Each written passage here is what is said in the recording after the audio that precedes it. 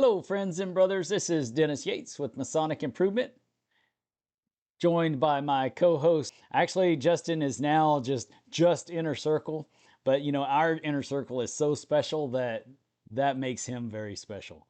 So glad to have you here, Justin. Glad you're back for tonight, or at Thank you. least making yourself visible, because I know you creep around in the background a lot, watching and listening and commenting, but you just can't keep away. I That's know, how I I roll. know, I know. Creeper. So, brethren, tonight the first thing we're going to talk about is how to upload a YouTube video so that it can be. So I put in our Are you working on that one? Are you working on that one we recorded 2 months ago? dude. Is that the I one you're uploading? no, that That's one. I know, I'm bad. Well, I'm afraid of screwing it up. all right. That's so. Here's the thing. I'm starting a new segment called Book Time and Travel Time. And I created a video that I sent to a few brothers yesterday. And that was the introduction of this new segment. And what it is basically is that anytime I'm contemplating, regurgitating, or speculating on Freemasonry while I'm traveling down the road, I'm gonna, throw on the phone and record it, um, maybe right onto YouTube so that I don't have an issue uploading it next time. But I'm going to record that, and I'm going to try to keep it at around 10 minutes so that it'll be something that people can watch and while they're going to work or coming home from work, and give them something to think about throughout the day or what have you. But I did the first video in the morning, and then um, it's basically an introduction video, and then I did a another video which was an actual kickoff video. And I'll just talk about the kickoff uh, video. Um, so ultimately, I was thinking in the lines of what is causing the fear of Freemasonry from church and state. What first, I'll let you guys give your thoughts on that. What do you think is the fear that Freemasonry has, that or what is it that Freemasonry has that strikes fear into church and state even today? Go ahead. What you got, Byron? So I'll tackle church first. Uh, we are Yeah, pick the the low hanging fruit is the Leo Taxel hoax. You know, a guy who petitioned for degrees back in the late 1700s was denied after being initiated, and he was also a failed seminarian. And he decided to exact his resentment by perpetrating a hoax, utilizing the church and Freemasonry to put them at odds with each other. That's the easy answer. That's The a hard answer. answer, as That's far a as the answer. church goes, Yes. Okay, go ahead. okay, but for me, that's the easy answer. Right. The harder answer, as far as the church is concerned, though, is that as a result, partially, of that hoax, a number of church officials, and I'm looking directly at Rome, um, felt like Freemasonry was a competition, or was in competition with them for the souls of its members, of Freemasonry's members. Um, and I don't know any better way to dispel that myth than to fall back on what we have said for ages, not just on this program, but within our lodges. Freemasonry is not a religious belief system. Freemasonry is an opportunity for men to examine themselves closely and determine from that examination what parts of themselves need to be minimized and what parts of themselves need to be maximized. None of this is done in competition with any established religious belief system. It's all on the individual Mason to look at themselves to determine where they are falling short of an ideal. And you can define that ideal however you would like to. Okay. Does anybody And else? then working towards that ideal. Right. Does anybody else have anything different than that? Because I want to tackle church first. I'll Okay, jump and in. Come I'll on, save state guys. for later. Yeah, yeah, we'll do state I'll I'll after. jump I'll in with something. I'll wait. Does someone else have something? Daniel's here. I can jump in, Justin, but go ahead. I was just going to say that um, control. It's hard to keep control when you have independent thoughts that are unaccountable. Basically, this is why all like dictatorships, totalitarian, you know what I mean. Those governments, they don't like Freemasonry. That's why they try to get rid of them. It's because you have these people behind closed doors having conversations that they're not going to tell you about, that they're not going to talk about. Um, People always fear what they don't understand, what they don't know, and like has been pointed out, we've addressed this many times on the show, but there's nothing you can do. There's nothing the everything that can be done or has been attempted to be done um, will just fail. If you remember a few years ago, they did this I forget what it was called now. It was such a bad idea. The open lodges where they would like Oh, encourage to have people yes. come in and stuff. Yes. Oh, my It's like goodness. Open you houses. could do. What? Yeah, I think the more you try to make it transparent, the more you water it down, and the more suspicious people get anyway. They're not gonna trust anything they don't understand. And honestly, who cares if they trust or not? Exactly. Sorry. They're not Sorry, not sorry. they're not our demographic. Yeah, Yes. that's all I Exactly. got. What you got, Daniel? I was just gonna say, for me, I think it's about I would build upon what Justin said is there's a certain amount of control that people want. And when you have a organization with secrets, right? It's easy to get confused or misunderstood, right? People are like, wait, this is what that is. This it's like, there's secrets everywhere, but preserve those secrets through our ritual. And some people just don't understand that. And they want to control what they don't understand. Right. And so that's really where it comes from to me is a sense of control and like, hey, this is what we want. And I think the inverse of that is true too, right? Like as brothers, we don't talk about religion or politics in lodge, right? Because those are divisive topics. Those are topics that we feel very, very passionate about.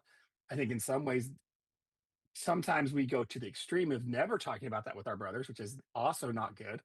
But we also have to realize like there is a certain amount of control that people want over certain things because either A, they don't understand it to Justin's point, right? Like they just know they're going to be meeting. They don't want that. They don't want there to be, hey, I have an obligation to my brothers to do what I need to do. But at the same time, they just can't, they see that as a form of lack of control because they cannot control it. So I have more thoughts, but I'm going to pause there. I like it. And I like everything that each one of y'all have said so far. I'd like to add this. Um, Now, first, I want to say that um, there was somebody that said, I understand Freemasonry, and frankly, it's not really for me anymore either. Nobody's saying it's not for them, but I'd like for you to expound upon that a little bit if you'd like, because that's a statement that probably needs to be unpacked a little bit. But anyways, what I was going to say based off of those three things, because y'all all touched on things that are very important to the situation at hand, or the discussion at hand. So y'all see this right here. When people know about the fact that there's an altar in the lodge, and then they hear this spooky word, or not even spooky, they know that it's an important word, especially the Catholics do, the word ritual. But we're not going to allow them inside to see the ritual that we're doing, right? So from time immemorial, ritual has happened um, upon the altar, and it was always sacrificial rituals. And so many people believe that we're doing something sinister inside of our lodges because of the fact that we use this term ritual, and because we have all these weird symbolisms, all this weird symbolism in our lodges. But the biggest one is this one right here. Um, and they don't, like Byron said at the beginning, people don't understand that it's an internal transformation that happens through initiation. Initiation is transformation, and one of the reasons why I believe that the Catholic Church is, and I use them in a broad sense, because if you're Lutheran or you're Methodist or even Baptist, there's different parts in their Presbyterian.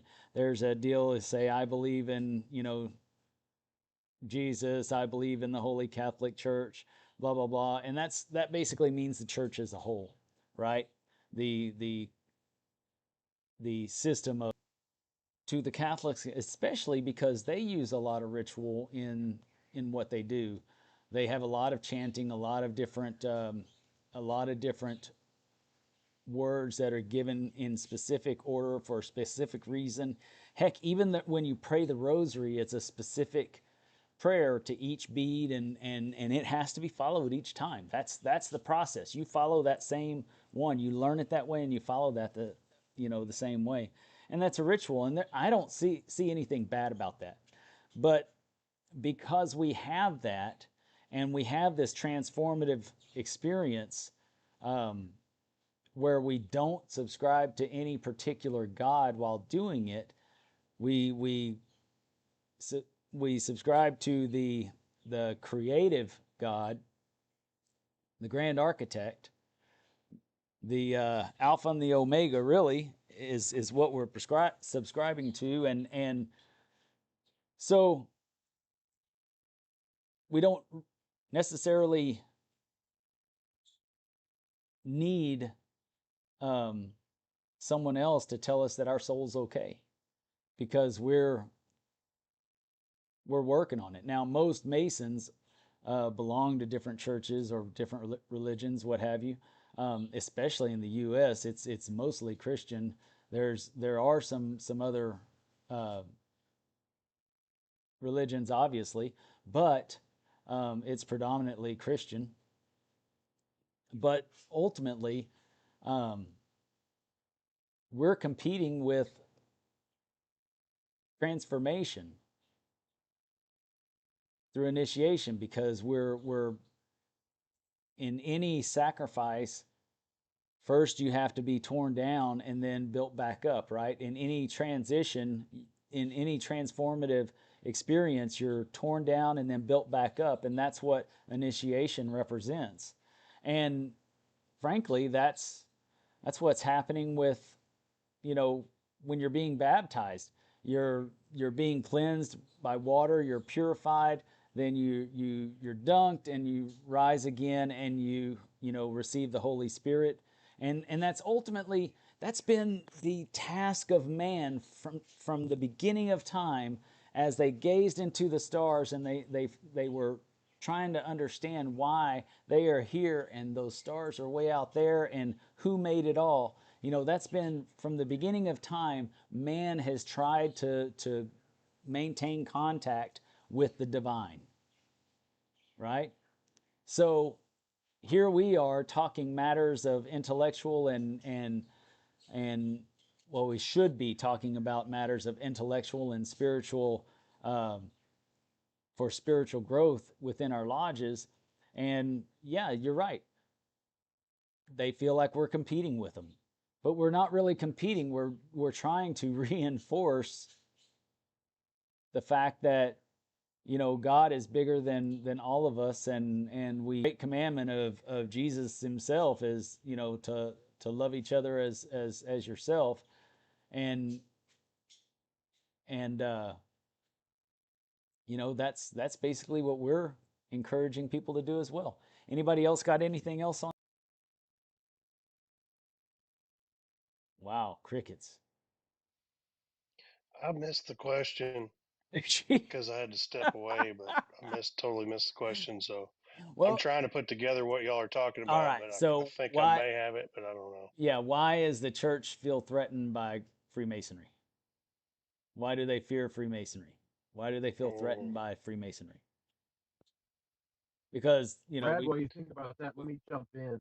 go right ahead. I was having some technical difficulties. I was switching from the phone to the computer, but I think one of the things that to expound upon that, you kind of, but also Freemasonry considers all religions or all faith practices that believe in a higher power and believe in those universal truths, the universal good, um, as equal. And I think that um, specifically the early Christian church, be it both the Orthodox, the Eastern Orthodox Church, and the Catholic Church, felt that there was the only way through salvation was through the church, and you had to participate through the church, and that was going to be one of um, early Protestantism's schism, was being able to have that as an individual relationship between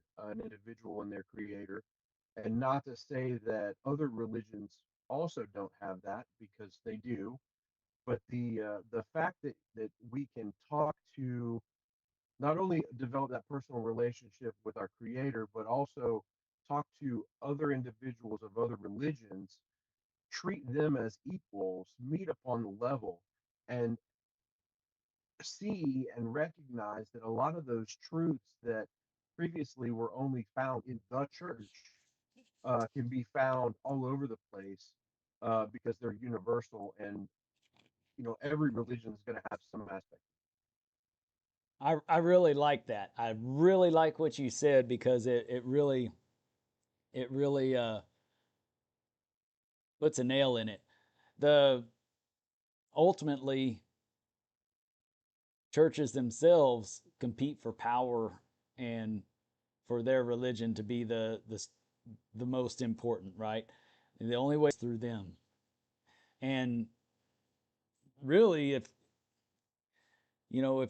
you read the Bible, meditate, blah blah blah, or whatever book of faith, right, and really take to heart and try to discover what the allegory really means, as far as those biblical truths that show up in all um, religions.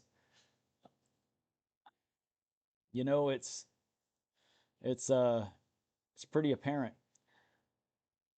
I want to I And that's why you find, if you look throughout history, you look at stuff like the French Revolution, the American Revolution, all these things where we've got now a freedom of religion, uh, or that was one of the key goals of those revolutions. Freemasons are at the heart of it. Yes, and in fact, well, and also, and we're gonna let Kadeem next, and then Justin. But you speak about all the revolutions and stuff, um, and it's Justin touched on it earlier that that's how people hold power. Religion is probably the most important thing to everyone, right? Because we all know we're going to die someday, and we're all trying to figure out what's going to happen when we get there, right? And so ultimately the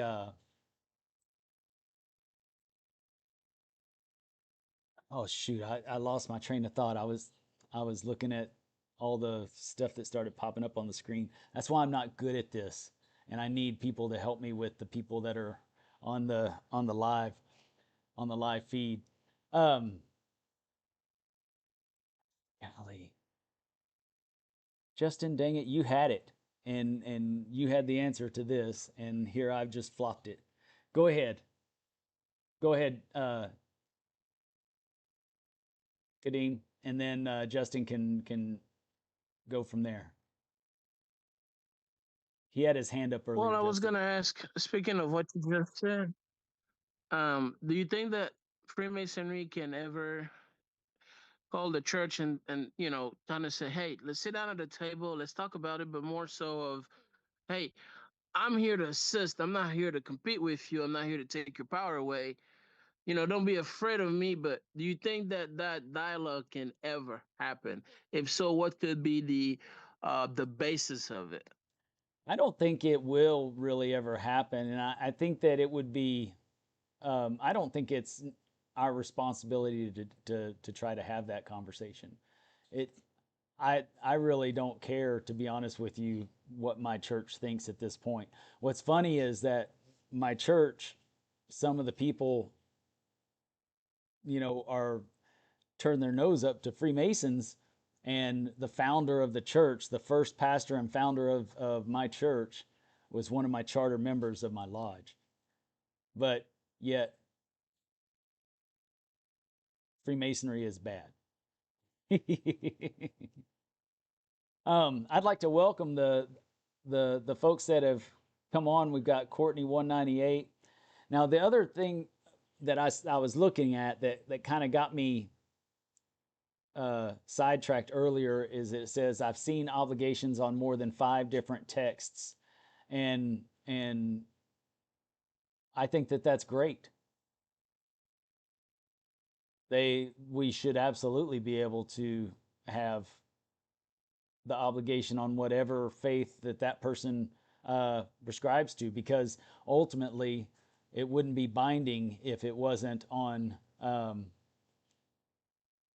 valid on the sacred texts of their religion or their belief.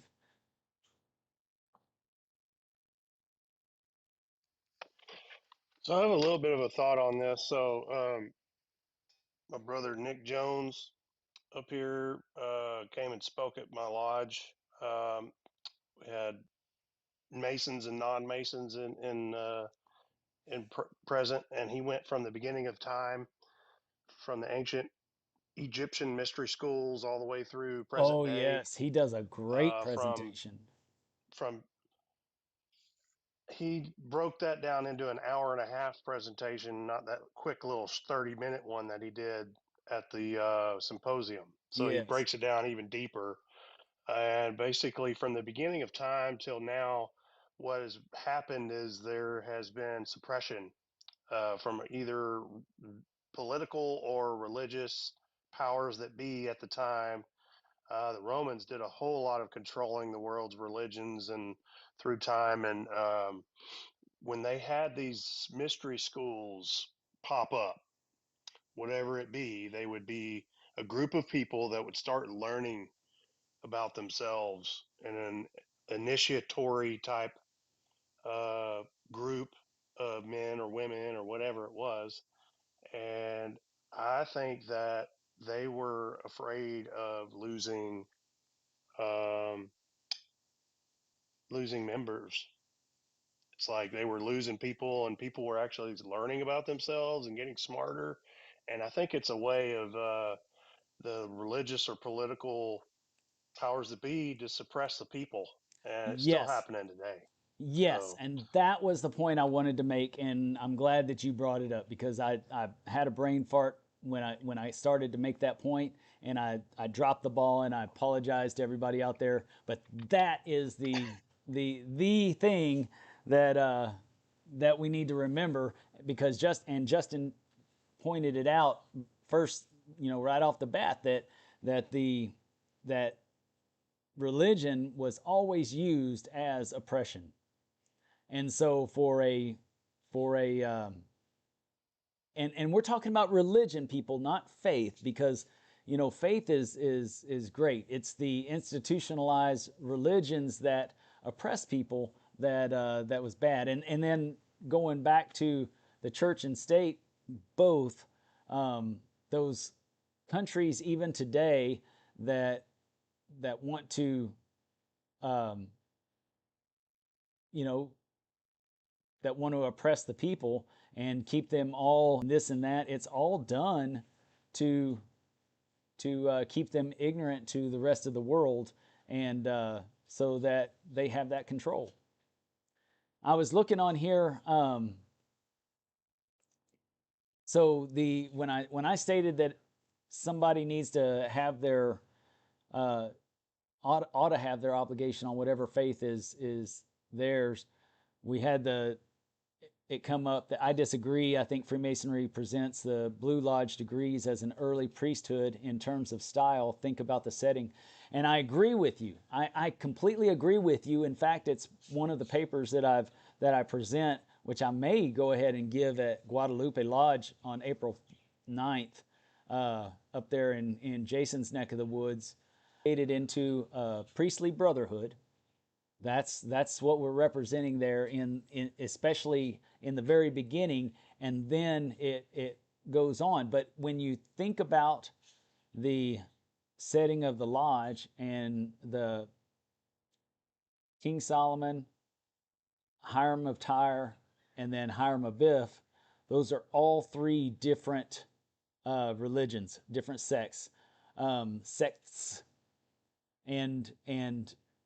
if you go back to think about it, King Solomon, he he actually studied, like, it's said to be like 800 different religions, and I mean, there's a reason why we're using all these people in this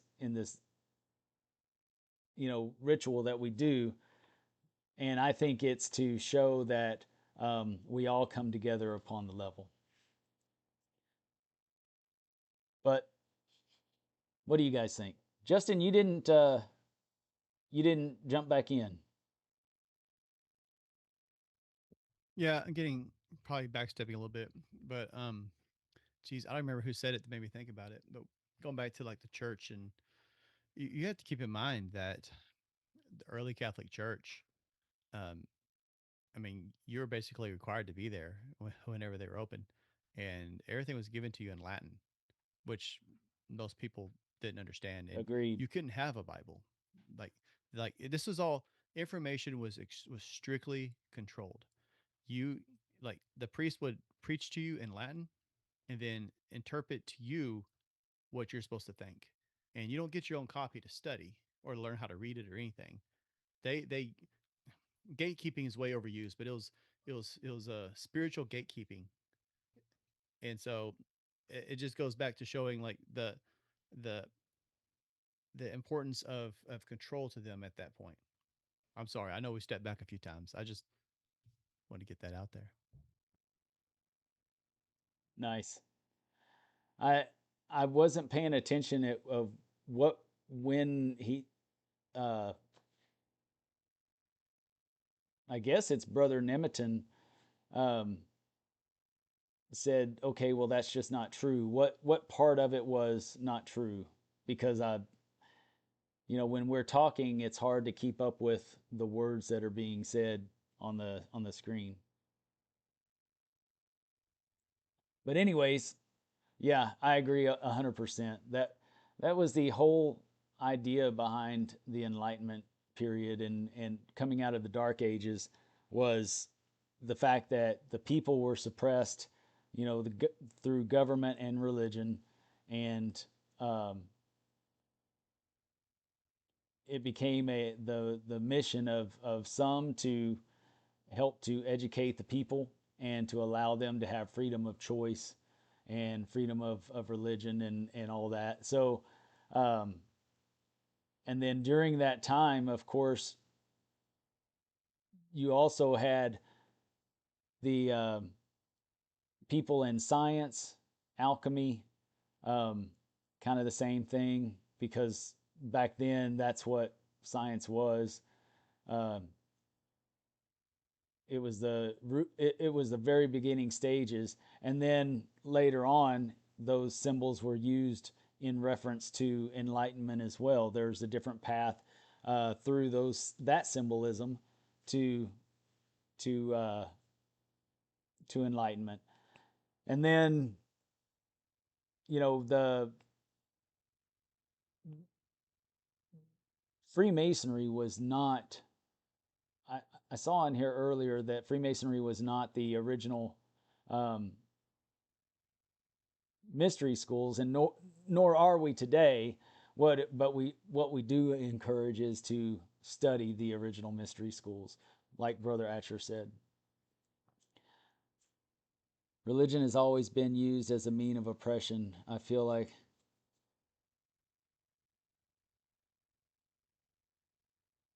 it may be too rigid of an assertion, but it's a very realistic assertion that I'm making. And anyone that studies any of the history of the Dark Ages, you see that that's exactly what it was used for. Anybody else got anything? Dennis, I think I'll chime back in here for a second. I think one of the things too is we think about masonry and like meeting men on the level, right? Like in the Enlightenment, we're coming out of a time where you have a lot of, like, you have kings, you have princes, and you have all these things, right? Like dukes. There, hierarchy was very, very important, right? And the thought of meeting on the level or meeting as equals was not something that was very thought of, right? Even you think about the Magna Carta and the opportunity there, that men had men and women, human beings, had inalienable rights that were gifted to them through a creator of the universe, right? So we're going to call that God in that document, right? Right. We have this inherent value through being created, period. It doesn't matter that I'm not a king or that I'm not a prince or that I'm not a duke, that I don't have a title that someone has given me, because the belief was that those individuals had that title because it was given to them by God. But wait, we're all equal. And in masonry, we meet on the level. In other words, we are equal when we walk into that lodge room. Yeah, And And I like that. That's and good. to me, that's something that's really, really powerful, right? Is that we are equal. Byron, I'm gonna let you chime in for a second. I just want to, and actually, all I really wanted to do is reinforce what you were saying there, Daniel. It was never in the interest of the political power of the moment to acknowledge that individual A and individual B could ever meet on the level, because one would have some sort of, whether it was a religious or political power over the other, meeting on the level. This was never anything that was really and truly adhered to. It was something that was maybe given some lip service. But for, let's look at, caste systems in the various societies of our world.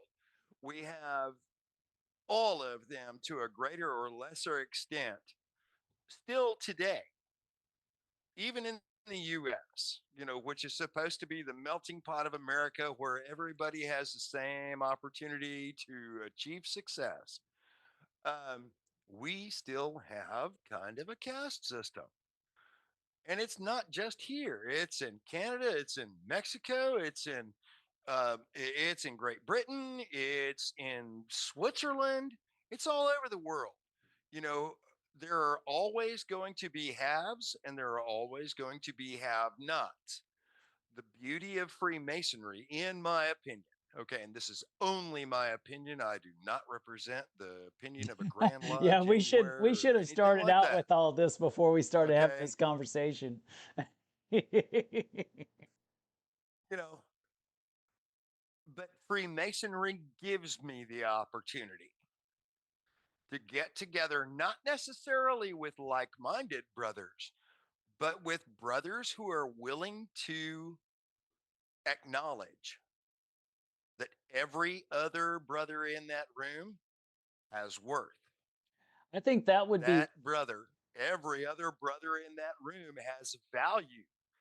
And uh, to um, subsume or negate the value of a brother is very ultimately unmasonic behavior. well, I think And that that's is, actually, you know, that's the beauty of it. I think that is like-minded. It's just not same-minded. So we are all like-minded. We're just not same-minded. You know, we prescribe to certain values and within that the system of Freemasonry, right? There's certain things that we all try to hold ourselves true to. And so that makes us all like-minded, but then we're not same-minded because we do have our own opinions. It's kind of like, and I don't know if man, I recorded like 50 different shorts before I finally decided on two yesterday while I was on the road between Houston and my home. And so, but I said it in one of them at least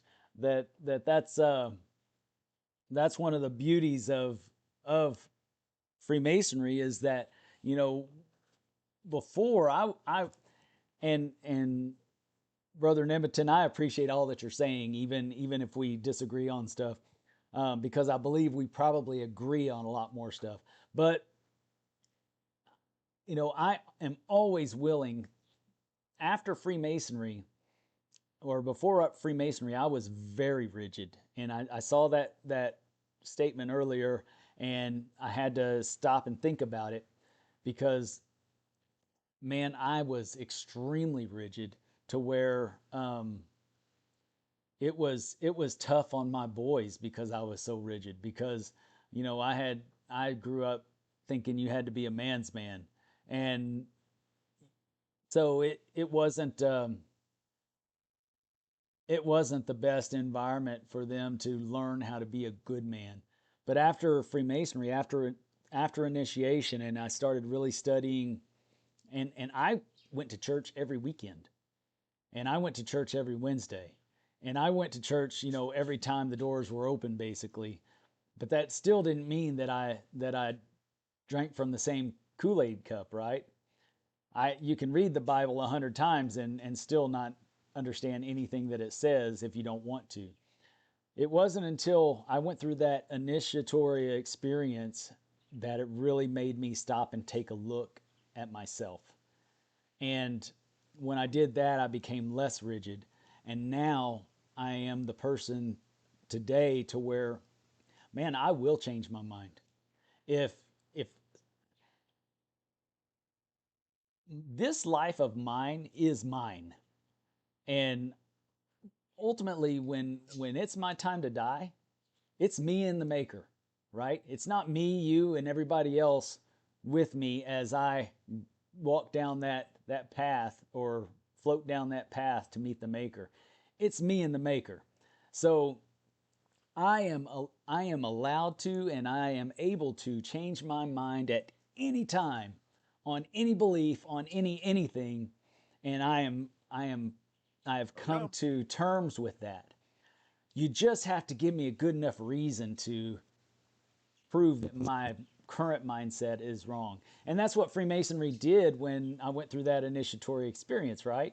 I had all my preconceived notions on everything, and I was a different man before Freemasonry. When I became a Mason, that process stripped me down and started transforming me. And I believe that because of that, and because we all go through that same experience, that's what um, that's what really solidifies it in my mind that we're brothers. Otherwise, it wouldn't be the same. I have people call me brother all the time that aren't Masons, and it's like, yeah, you don't know what a brother is. Now that I'm a Mason, it's like, buddy, I'm not your brother. But you know, that's pretty snotty too. That's kind of church like. No, you don't subscribe to my beliefs, so you're not my brother. That's pretty wrong, probably, I guess. But anyways, I'm gonna anyways, say it's more than pretty wrong. well, and that's okay. But what ultimately the point I was trying to make is that I'm willing to change my mind at any time, and I don't make apologies to anyone on on that fact. You know, I'll flip flop back and forth wherever I want to go because ultimately it's me and the maker at the end, nobody else. And I'm just trying to get there. I'm just trying to connect with the maker ahead of time and see the beauty therein while I still understand, what that is before I get absorbed in with the maker. And I will just suggest that in that process, it would not be a bad idea, perhaps, to acknowledge that we are all brothers in one way or another, whether we are brothers in faith, brothers in Freemasonry, brothers as humans. We all have lessons we can learn that will, without a doubt, lead to our ultimate salvation. And I'm just going to drop that and walk away. I like what Infinite Saxon is saying there at the end. Um, that they have a belief in the Creator, not revealed religion or divine intervention. Um, I think that enlightenment is the divine intervention. To be honest with you, it's or that's what I believe, anyways. I think that I've stated it on the show many times that I truly believe that um, my soul is comprised of my intellect combined with the spark of God. And because God created this intellect, right? The Creator created this intellect and caused me to be able to do this. So I, a lot like you, I believe that um, I question a lot of things and I research a lot of things because I want to try to understand this thing called God. And but I think enlightenment, when we have those aha moments, that is divine intervention. But it just happens to come from within and not necessarily a coming down from the sky. If that makes any sense.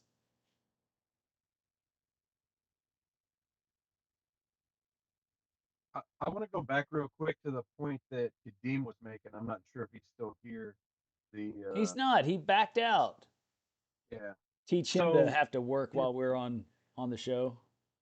right, his point was the cooperation between the church and Freemasonry, and I think while some of that exists on a very very local level, I don't think we're ever going to see that at a large scale level because of the control issues, of the money issues, of uh, the ability for us to communicate with people of other religions and do that. But going back to the other religions and referencing, somebody said they had seen obligations on many different books, and since we've already had the obligatory not representing any lodge or grand lodge opinions, uh, what's everybody's thoughts on the current practice in the Texas jurisdiction to allow people to obligate on whatever book they want, but at any other meeting, there's only one book on the altar. That's because it's a symbol. It's not supposed to be. Okay, go ahead, Byron. But I want to say, take care, brother Nemiton. It was great having you on the show. I'm glad that you jumped on and gave us a run for our money. You made us think a little bit more about what we were saying, and I always appreciate that. And Bay County Blend, I'd like to say thank you very much that I make a little bit of sense because I don't make sense very often, and nobody here in this group is ever going to tell me I do. So If Nimitton's still here, shameless plug, join the inner circle. Come up and chat with us next time. There you go. There you Yeah, go. absolutely. Yeah, because I'd love to Would hear. I'd love to hear what you always. have to say. So If anybody in the inner circle wants to gift him a membership, if you go to the YouTube chat, Oh, is there's a he little still dollar bill here? He sign there said, too. "Are you still here, Brother Nimitton?" I think he said he had to go. I He just had to know. run. He said Dang in it. the chat. So All right. So next time, hopefully he enjoyed He it. has a pretty interesting esoteric channel. Not trying to plug another channel or anything, but I okay. was listening to him way before I even like 8, 9 years Gee, ago. So thanks, guy. he's Gee, been doing thanks, you esoteric has stuff for a long been. time. You hush. Now, where were we when I put my hand up? Because now I've forgotten. Go ahead. I can't even remember. We've jumped all over this horse. Yeah, we have. We've been all over the place. I think where I was going, maybe, was we were talking about. Uh, we were talking. Okay, so there were a Book, few things books that on the jumped into altar. my head. What? Oh, Books on the books on the altar. altar. Thank you, There you go. Jacob. There you go. So books on the altar. I am, to my knowledge anyway, um, the only non-Christian in this group. And if I am wrong, y'all don't have to raise your hands or any nonsense like that. But I am unapologetically not a Christian, nor am I a Jew, nor am I a Muslim. Um, but when when I petitioned for the degrees, there honestly was not ever a mention of what book of faith would you swear an obligation on. That question was never asked me. Now, as a young man, as a child,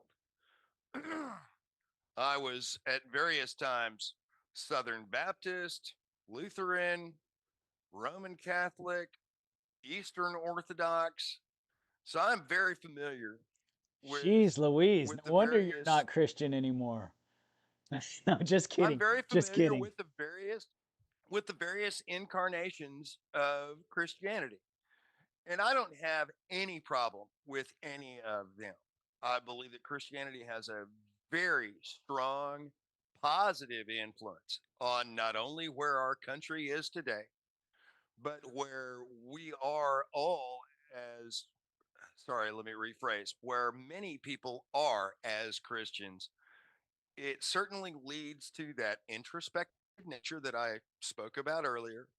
It certainly leads to that self improvement mentality, again, that I spoke about earlier. Um, it's just not where I am today.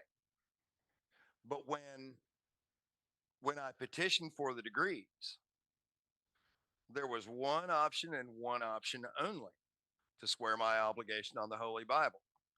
And it took me a little bit of honest debate within myself to decide if I was going to be willing to swear my obligation on that particular volume of sacred law.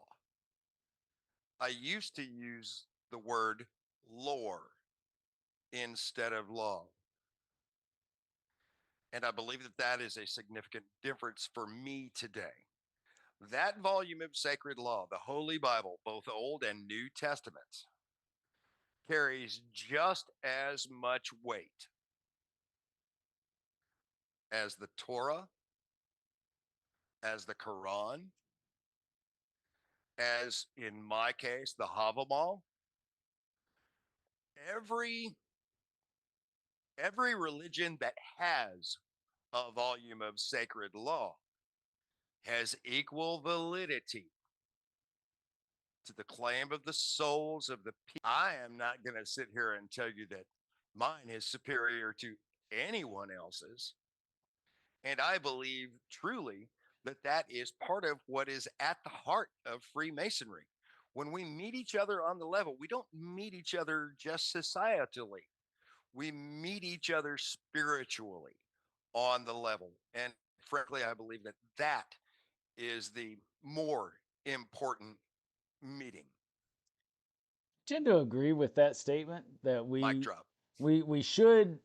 Are you sure that's a mic drop? Because you've dropped your mic several times tonight and came right on back and picked it up. Well, I knew that. But I tend to agree that that's where we should be meeting. I don't know that all lodges are really doing that. If they are meeting on the level spiritually, then it's a pretty shallow level because there's not a whole lot of thought in who we are, where we are, and why we're there, and why we have ritual and what the purpose is at every time that we gather, what that ritualistic purpose should be. But one of the things that I would like to bring to the book that's on the altar, right? I saw this one post on here about the it might as well be, or he would have liked it to be a blank pages because we're writing our book at the same time, and I like that thought. But I think that ultimately, if we only believe in ourselves as uh, as the authors of our own book, um, Then we may as well be atheists.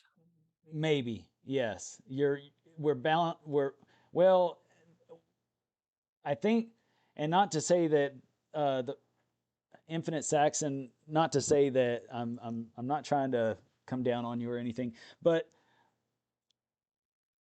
I believe that the book on here represents sacrifice.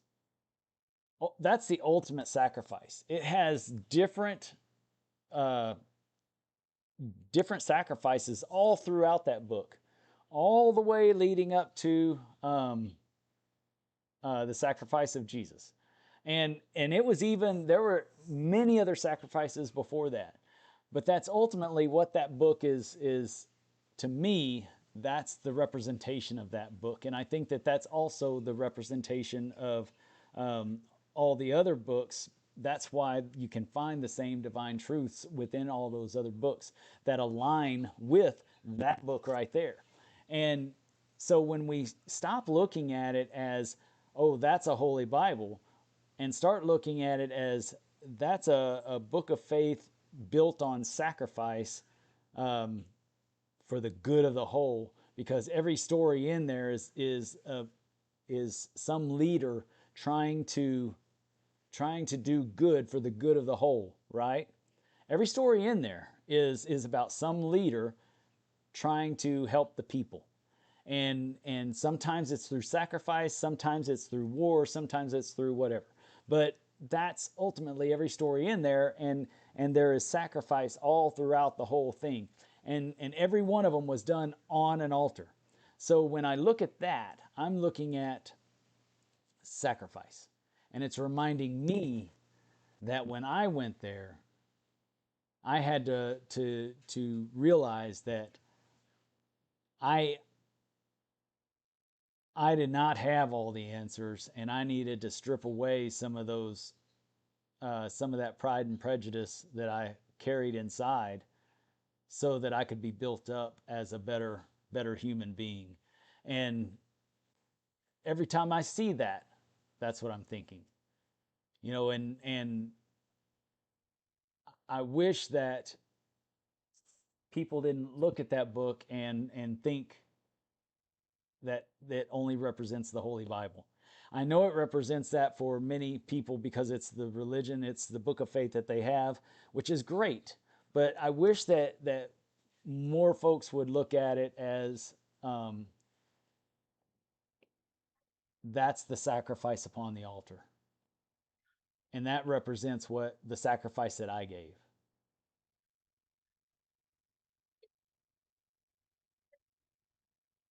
Dennis, I just want to chime in here real quick, and Byron, I know you came off mute too, but I think one of the things too, that's important to remember too He's trying to pick is up the mic. yep, I'm trying to pick up. Byron's trying to pick up the mic, but I'm gonna grab it from him real Y'all are quick. grabbing it. Go ahead. One of the things too is, and there's a comment in chat here, and as many people have said, they believe they are believing Christians, right? Masonry is not about a religion. It's not about a religious belief. It's about becoming a better man and understanding how to become better. And I want to add to this thought, Dennis, that you were just had, right? Of even if it was the Holy Bible, if even if you don't believe in it, you can still say there's really good allegorical stories here, right? Whether an atheist can take the Bible and go, wow, there's really good life lessons here. There is a reason why those stories have persevered over time. And with that, I mean, that's all I was going to say is whether you believe it or not, and there are many of us who believe on this Yes. live tonight, Yes. and we're not here professing anything else. But what we're saying is, what I'm trying to say here is that even if you do not believe that, you can look at that and go, "Oh wow, that's a really good allegory. That's a really good story." There are impactful lessons to be learned by studying this book. And Yes. I my agree. personal belief on top of that is you're going to deepen a connection with your creator through that as well. So Yes, I agree. I agree. And I think that that's the same with other books of faith as well. That it's an individual thing. And I think that that's very important. When we when we uh when we think that our faith is the one and only faith, then we're looking down on everybody else in the world saying we're better, I'm better than you, I'm going to make it and you're not. And that's just simply not true. So I'm going to throw this one out there, and It's the third dispute if youngest. you It's the like. third youngest faith, actually. Yeah. So maybe what's actually being sacrificed on that altar isn't a hecatomb or a calf or a lamb. Maybe it's ego. You must have watched our last two episodes. Well, that's what no, I that's what didn't my paper actually. I was on. wasn't here for them. Yeah, that was what my paper was on at the Mercury Symposium, and I brought it up several times. That's funny. That's Yeah, no, awesome that I mean, I you really came do to the believe same that. conclusion I did. So that's awesome. I believe that. You know, it is to me the ultimate expression of pride to say what I believe is the only way to salvation, no matter what it is you believe. That is the ultimate expression of pride. And we all know pride to be one of the seven deadly sins. And it doesn't matter what belief system you adhere to, that holds constant. Pride is not Yeah. very cool.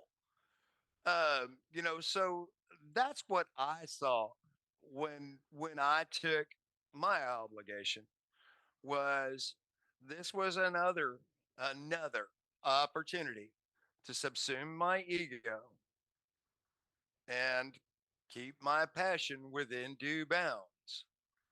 And I'm going to swear my obligation on this volume of sacred law that I know has validity, that I have learned deep, insightful lessons from, despite the fact that it is not the volume of sacred law that I adhere to today.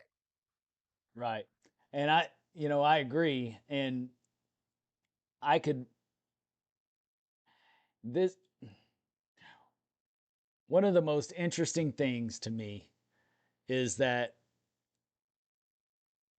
I have met people that are Muslim that are just the kindest people in the world, and I love them. They're good people, and I've read the Quran, and I can't say that I've studied it as much as I have the Bible, or but I have studied it some, and I really like some of the things in it. Some of the allegory in it is pretty insightful. It's and a lot of the stuff is the same as in the Bible. We get hung up on the religious aspect. Um, that's where we bring hurt and pain into the world when we focus too much on the religion. The believe in Jesus, and but I don't necessarily look at it the same way that all Christians do. Jesus was a phenomenal human being, and and was sacrificed for the good of all. Whether no matter what your belief is, Jesus was sacrificed for the good of all. So ultimately, he was giving of himself in an altruistic nature for the betterment of the world, for the betterment of mankind in reality.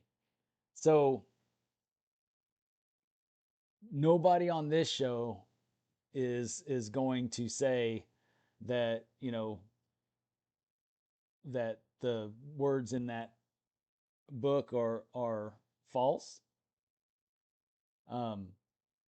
But at the same time, we can also have a different belief to where we also believe that there's room in this in God's big enough to fill other faiths as well, and not just be the God of one faith.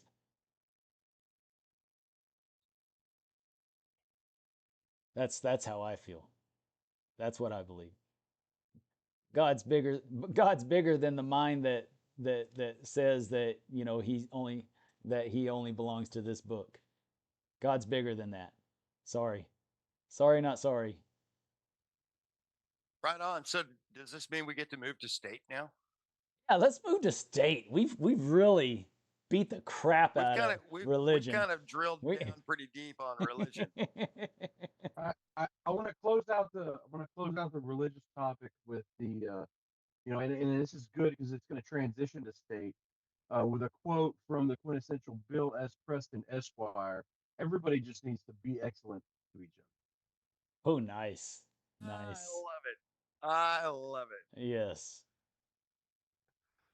All right. So the point that I was going to make about state earlier is that while religion is not at all interested in doing anything that allows for competition, state also has pretty much the same argument. We can't really argue that the state doesn't have the same self-interest at heart. The state is always going to want to make sure that everybody is a good little citizen and adheres strongly to whatever political theory is prevalent within the state. And, dissenters are revolutionaries and liable to, I don't know, seize the cargo off a ship and throw it into Boston Harbor in the middle of the night disguised as Indians. Or, I don't know, open fire on ships that are attempting to take over a fort in South Carolina, or I don't know, not give up a cannon at Gonzales. We can't tolerate a whole lot of these revolutionaries around, and Masons are involved in a whole lot of that. We kind of have we have an oddball track record. We say that we're going to be good citizens, that we are going to adhere to the law of the land. But if you look at the Constitution of the United States, not the Constitution, if you look at the Declaration of Independence for the United States, yeah, there's a bunch of Masons who have signed that document. Well, and when If you you think look about at the Declaration of Independence for Texas, there's a whole bunch of Masons that have signed that document. I don't know how it was for the Confederate States, but we have three big I see you, revolutions Justin. on this continent. Yep. And I'm going to pitch straight to you, Justin. I'm not going to let Dennis hijack it this no, time. I'm going to hijack it real quick. Just real quick. Speaking of revolutions, if it wasn't for the Freemasons of France that came and helped our militia, on Benjamin Franklin's request, then we might not have succeeded in our revolution. Just saying. But So, go ahead, you go know, ahead, Justin. okay, get it. Let me shut my door real quick. I Okay, think my I want kids to are probably say asleep. real One quick. I second. want to say Oh my God. congratulations, Invisible Nobody 1313. Newly entered. That's awesome. Congratulations. I hope you enjoyed the process of initiation, and I hope that don't let the crap that we talk about on here deter you. Keep on trucking. No, just kidding. I'm excited for you. Congratulations. Thank you. So I'm going to go down a little bit of a rabbit hole here, if you'll indulge me, and save your eye rolling to the end, Dennis. We were talking about like the Boston Tea Party and establishing the United States and everything. I've been listening to some really interesting podcasts recently with some pretty good researchers, and um, if y'all want, I'll send them to y'all later if you want me to send them to you. But basically, um, I know every time I talk about the Templars, Dennis kind of rolls his eyes, but there is quite a bit of evidence that's mounting that the old famous Friday the 13th and all the Templars were rounded up. Um, Most of the Templars were I mean, some Templars were captured, but the majority of them were never accounted for. And all that gold that the King of France was looking for was never accounted for. And most of the Templar ships were never accounted for. And so there's mounting evidence that they were aware of North America, and they came here with all of their gold and everything. You ever wonder where all the gold in the Caribbean was? All the pirates of the Caribbean, where they got all that gold? But they basically hid the gold in certain vaults around the United States. Some of them are still there, but one of them was it's very famous. There was a TV show about it. It was Oak Island, but they're never going to find anything because It's already cleared out. it was already cleared out, and it was cleared out when and there's some kind of relationship between the Masons and the Templars. I'm not sure exactly what that is, but when it became clear that it was going to be necessary for the colonies to mount a revolution against England, um, they took the gold out of Oak Island and used that to finance the Revolutionary War.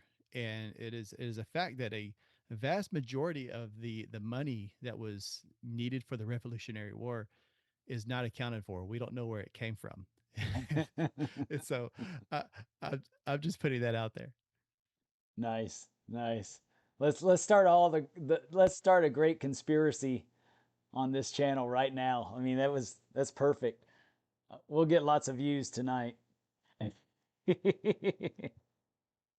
You're welcome. Exactly. Thank you. You got here just in time. I don't know how to upload a video, and you came in and saved the day. Everybody loves a good conspiracy. But I agree that yeah, there was a lot of funding that wasn't accounted for and or didn't have a source for, and so that there, who knows, it could be possible. You never know. But as far as separation of state, I think that you know what is interesting is that, or the fear of state and the oppression of the state or government, I should say. Um, you're absolutely right. They did fear us, or they in the past they feared us over revolution because of revolution. But um, I don't think the government's as afraid anymore. There was a time Disagree. they're not afraid of Freemasons in general. Want to bet? I don't think so, because we otherwise our government wouldn't work so closely with us in Texas. Our government, perhaps. But have you been paying attention to what's happening in Great Britain lately? No, I hadn't. I'm so busy with Masonic stuff. Maybe I should be watching the news. I don't know. So it Well, I knew actually that it wasn't they had a a big deal news about thing. the Scotland Yard officers being required to um, tell people if they were Freemasons or not. Not just Scotland Yard. Anybody involved in civil government in Great Britain is now required to disclose whether or not they are Freemasons. And here's the thing that I found interesting about that particular news bit is the UGLE, along with the Grand Orient of France and female Masons of the United Kingdom, all issued a joint statement Hmm. saying they thought that was a bad idea, that it was not cool in, Well, you know, it targets Masons as the enemy, and they're not. it does. And that's, but what really struck with me was that female Masons of the UK were involved in that. It doesn't necessarily lend uh, legitimacy from the UGLE to these female Masons of the UK, but at the same time, it is an acknowledgement of their existence. And that I do not necessarily believe is a bad thing. Well, me neither. But that's a topic for another night. That's a Roger that. that would be a good topic to have. But um, well, yeah. It so if there's with that being said,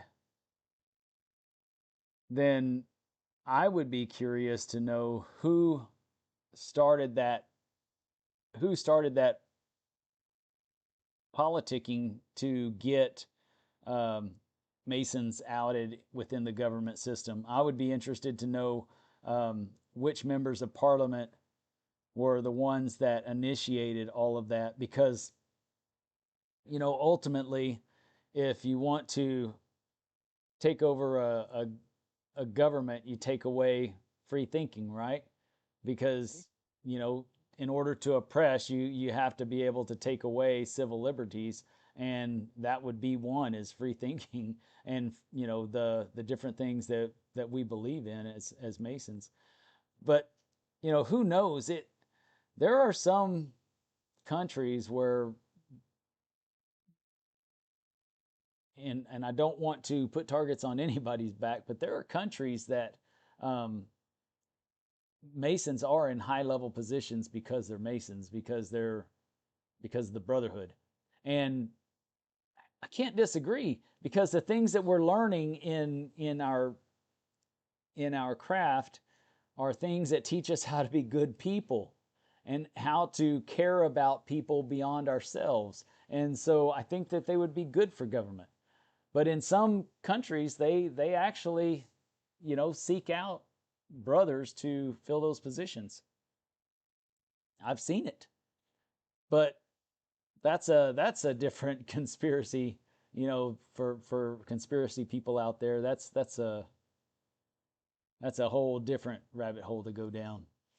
But Well, if you want people who are going to be responsible in their position, who are going to take into account all of the various forces at work within society, who better than a Mason to put into those positions of responsibility?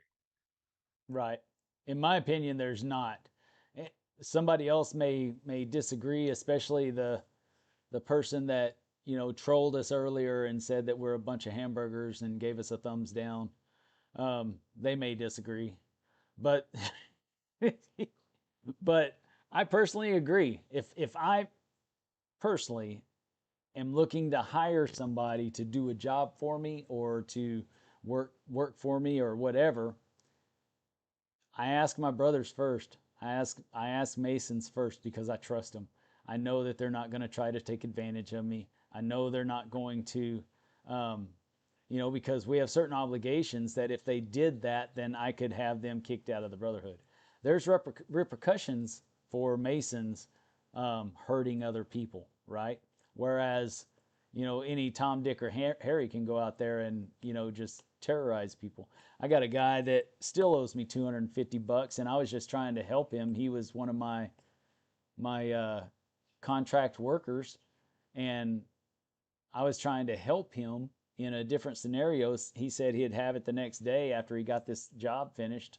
Didn't get it. Didn't get it the next day. Didn't get it the next day.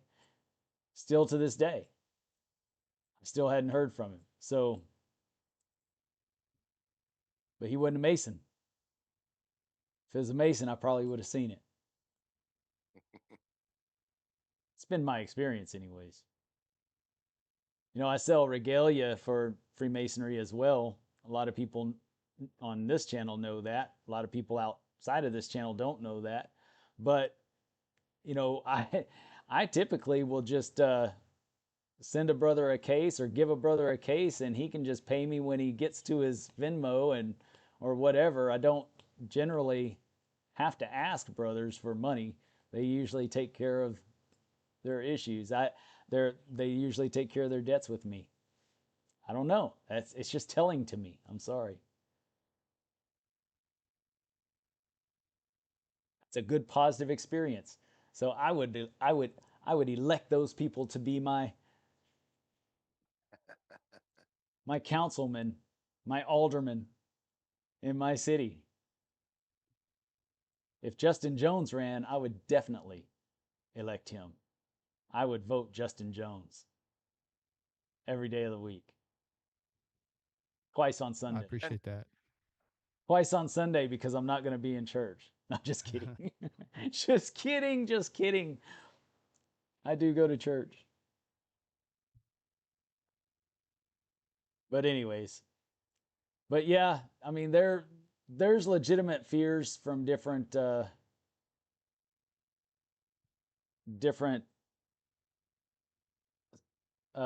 countries, I guess, from Freemasons because we support free thinking and we support the freedom of choice, religion, thought. Um, we typically don't want to uh, force women to do crazy things that we wouldn't ask of the men. We typically just want what's best for society and not for just ourselves.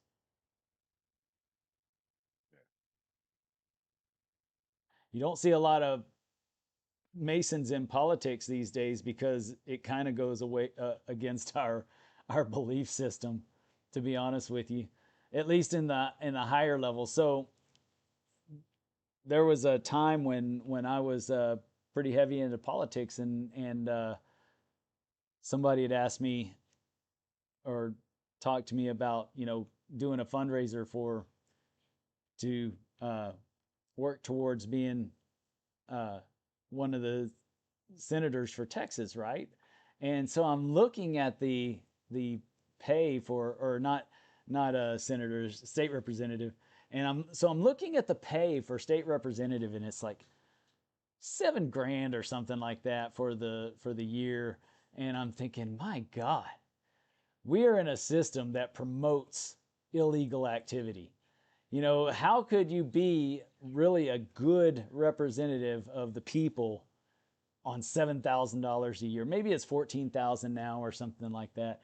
But the only way that you could do that is by wheeling and dealing with all the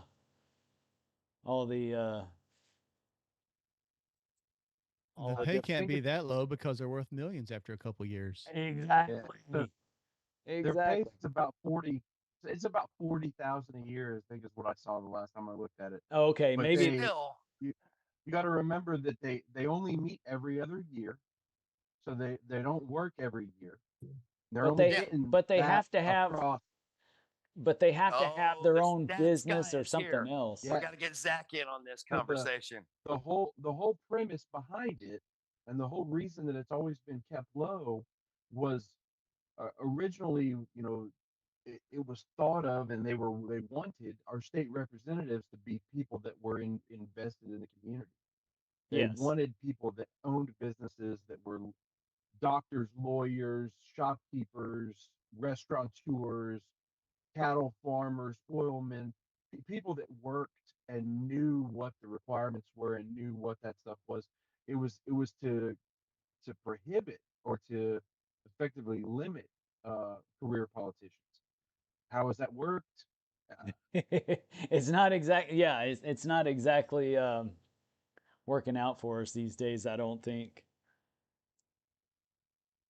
But I can say I much rather live where I'm living than be in a situation that that some people are in overseas, and that's man, I got to tell you, it's all pretty sad. It's Yeah, it may not be pretty sad perfect, when but you it's the see so best many option we've people got. hurt and displaced. Doesn't matter who's right or wrong. It's it hurts my heart thinking about all the people that have been displaced or hurt over this. Now we have a new, golly, I can't. I know Zach. Glad you're on, Zach. Glad to see you. Hey guys, You're not. sorry I was at a game. No worries. You're a busy man. Zach, I saw you at Fort Worth the other day, but I couldn't catch up to you. It's hard to catch up to me if you're trying to follow me on the freeway. No, I was at the Scottish Rite reunion. Oh, you were there. I totally missed you. I'm sorry. I was running around doing all kinds of stuff at It's all the right. reunion. I was getting mic'd up, so I couldn't run out to you. Who is our? What degree were you doing? 27th. 27th. Okay, so I was doing. Well, no, I didn't do 28th this time because we have a new schedule. So I confer the 28th, but also the 14 and 30. So they keep me busy. Nice. I could do something other than confer. Just throwing that out there. We have a Right new on, but inner circle member on the show. Welcome. Thank you. Introduce yourself to the world. Well, I'm a well-rounded individual. If you could see my body, you'd know what I mean. Anyway, I'm from Alabama. My name is Dennis. I happen to be the master of cold water number 148 in the big city of Woodstock, Alabama. You can't get here from there. Anyway, it was a little mining community back in the heyday of the steel industry in Birmingham, and so anyway, good to be here. I'm about to hit my third anniversary in the Scottish Rite, and I stumbled across you guys in Texas, and my life has never been the same since I met you guys. Very nice. well, welcome. Yeah, welcome. Yes, Thank for you. sure. So you mentioned the Scottish Rite. Is that? How do you feel about the Scottish Rite? Do you feel like it was a mind blowing experience, or do you feel like it was just another set of degrees? Personally, I don't feel like I have a clue what's beneath that tip of the iceberg that I have discovered so far. Mhm. I went into it right. I've only been a Mason. I was raised 3 years ago, March 30th. Nice, congratulations. That's And that kind of tells you the situation in our lodge. Okay. that's 8 days. 8 days from now. Yeah. So I progressed rather quickly. I've done my I do in Alabama they call it a teaching certificate. I'm working on the Grand Lodge certificate where I learned everything about everything. Nice. We need people like I you went into out there. Scottish Rite right after being raised that summer, June of 23. So I was still relatively new, but I discovered the college, and I've taken the courses related to the Blue Lodge, and I just went back through the esoterica with the group in Texas, with the Zoom doing it. And then I realized I saw you guys were doing it, and I'm like, hey, here's somewhere to plug in. So, right at the moment, I'm digging real deep in the Blue Lodge and trying to understand that. And since they were hard up and made me master last year, those are some big shoes. Mhm. And I have to know that work if I'm going to lead that work. So that's where my focus has been. So I do a lot of in Alabama we call them conferences. Um, we we had one Saturday, um, but I do go to a lot of those. That's where we get to exemplify the work, and all the people on the Grand Lodge level, the committee on works know what I'm working on, so they they lay it on me. So, Very but nice. that's how you learn it. Very nice. Yeah, we have forum and exams, and they travel all around doing the same thing, and we always need brothers that are working hard on the ritual, for sure. Yeah, yeah. I went ahead and retired so I could do this. I mean, sounded good. Right. Well, that's awesome. I'm glad you're on the show, and yeah, now that you're an inner circle member, you can jump on and do esoterica. I would recommend also for you to check out the Arkansas Scottish Rite Zoom meeting that they do, where they talk about the degrees in depth. Um, Okay. that is headed off by my one of my mentors, Bradley Kohanke, and um, I think you'll get a lot from it. But yes, we all should know more about our blue degrees. Oh well, Jason Reichen is not my mentor. Actually, he is one of my mentors. I love him. We learn from each other. But he works on the on. No, what I was Go ahead. no, so I was just gonna jump in. We the night before the Arkansas Scottish Rite one, we have the San Antonio Scottish Rite Phoenix Academy, the online one. So in Texas, we're not allowed to talk about any of the degrees online in depth, but we have basically what we call we. It's kind of a book club. So and one of the reasons why I'm kind of excited about what we're going to be doing is we're finishing up Secret Teachings of All Ages. There was a bit of a slog there in the middle of it, but we're going to be finishing up that in the next few months. But the next one is actually going to be a book called "The Ancient Manuscripts of the Freemasons," Oh, that's and good. it walks and what a lot of guys are actually really excited about it because it's really actually focused on, yeah, secret teach, yeah. Nice. Um, wait till you pull out my baby sumo version of secret teachings. um, but anyway, the what guys are kind of excited about is that it's very very Blue Lodge focused because these are the collection of the what a lot of people think of it as the founding documents of Freemasonry. And so we're going to go through them. We're going to go through them one by one. And also, it will prevent this. Well, I don't really like this book. Well, that's fine because we're going to do a completely different one the next month. They're all the different manuscripts. But anyway, it's the third Monday of each month.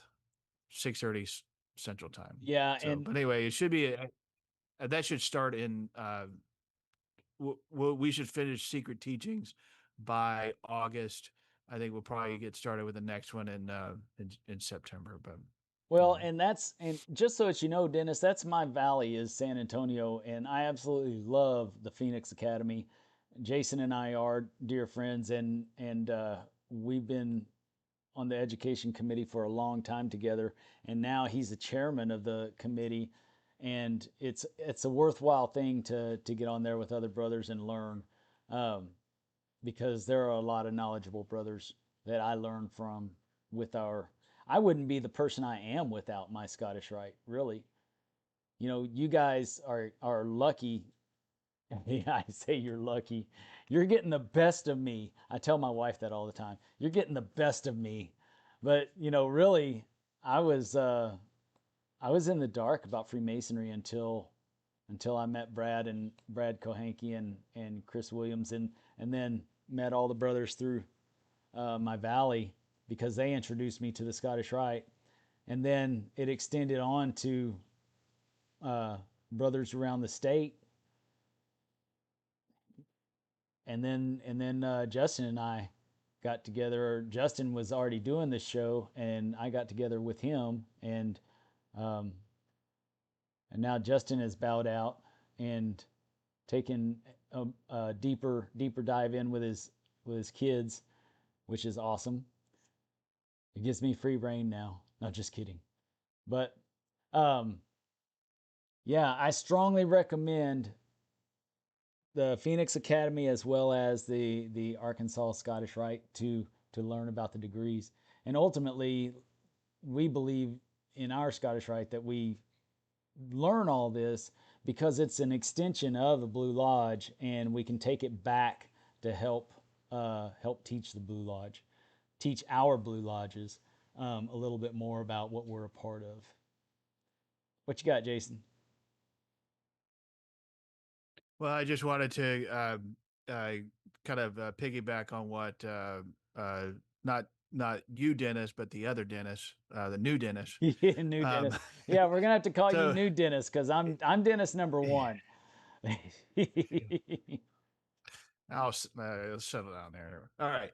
So anyway, your experience with the Scottish Rite is not it's not unique. I will say when I went through the degrees, and actually coincidentally, Dennis and I went through them together. I can tell you, I was initially not blown away because it's a lot for that weekend. It I had to go back and start attending. At the time, we referred to it as continuing Masonic education classes to really understand what it was that we went through. Some guys walk away from a reunion are like, those were awesome. I learned so much. I was blown away, blah, blah, blah. And I was kind of like, yeah, yeah, those were interesting. You know, so it's, you're not unique. It's not a unique experience that you really have to really kind of go back and really dive into what the degrees means and what they're talking about and the symbolism and stuff like that to really fully appreciate it and understand it. So um yeah, I kind of had the same, I probably had the same kind of feeling Everybody when I did, walked away from the just like Blue Lodge. yeah. Yeah. But Yeah. really, that is part of the initiatory experience. You're in initiation, all initiation from time immemorial. Initiation basically removes the old self. It's a process of removing the old self, um, going through this transformation, this that happens in initiation, and then afterwards reinvesting. So at afterwards, you're supposed to learn what you went through before, and so it makes sense that people don't really understand what they were going through at the time until afterwards when we learn it. The problem is, and we've said it a million times on the show, the problem is many of our lodges have become something mimicking more of a civil service group than a Masonic lodge, to where we um, focus on matters of the heart and soul. And so it's, and I guess a lot of that was from the watering down of over the ages because of us being afraid of how the world perceived us. So we all night we've been talking about the fear of the church, the fear that was put into the church because of us, as Freemasons, because we're free thinking and we have our own symbolism that we learn from instead of focusing only on the church religion, um, the religious aspect. And then, the state, they feared us for other reasons because of freedom of speech, having civil rights and things like that, us helping create that system. It made government kind of fear us. But, we have hurt ourselves in fear of how they perceive us also. So now let's flip the scales real quick and consider that. Consider how we've hurt ourselves um, by watering down our symbolism, and we haven't intentionally watered down the symbolism because things are written about all of it from for ages. But in our lodges, we stopped calling them temples. We focused more on the lodge and stopped saying words that would offend other people when it came to Freemasonry. And we focus in on the fraternity instead of the brotherhood that we really are. And those things were done out of fear as well, because we do have a bunch of Christian men that are afraid of how their church sees them. They're afraid of how other people see them. We do have men of other faiths that are afraid of how people see them. They don't want people thinking that we're worshiping false idols or whatever. They don't want people to think that we're a cult or anything like that because we have ritual, you know. So we've watered down our own system out of fear, in my opinion. What do you guys think?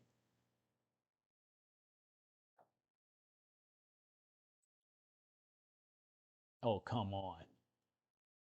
But Sorry, it's kind of a tough one. You know, have we watered down what our Freemasonry is?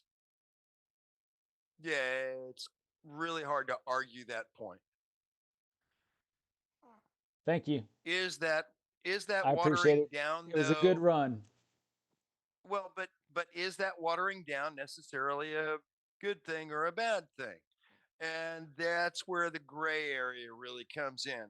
In some ways, you could say that watering things down has made masonry more approachable, but at the same time, watering down has, I think, lessened the impact that masonry can have on the individual man. So, where's the happy medium? Do I we don't think there really should be a want happy medium. Yeah, do we really want to have a happy medium? Do we really need to go ahead and just raise the standards back to where they have been historically and say, if you're not willing, we're not willing? Some lodges That's have done that and they're doing very well because of that. And we have one person exactly. that's living proof right here on our show, Brother Zachary Haston. He can talk on that all day long. Uh, they have a thriving lodge over in Arlington. Exactly.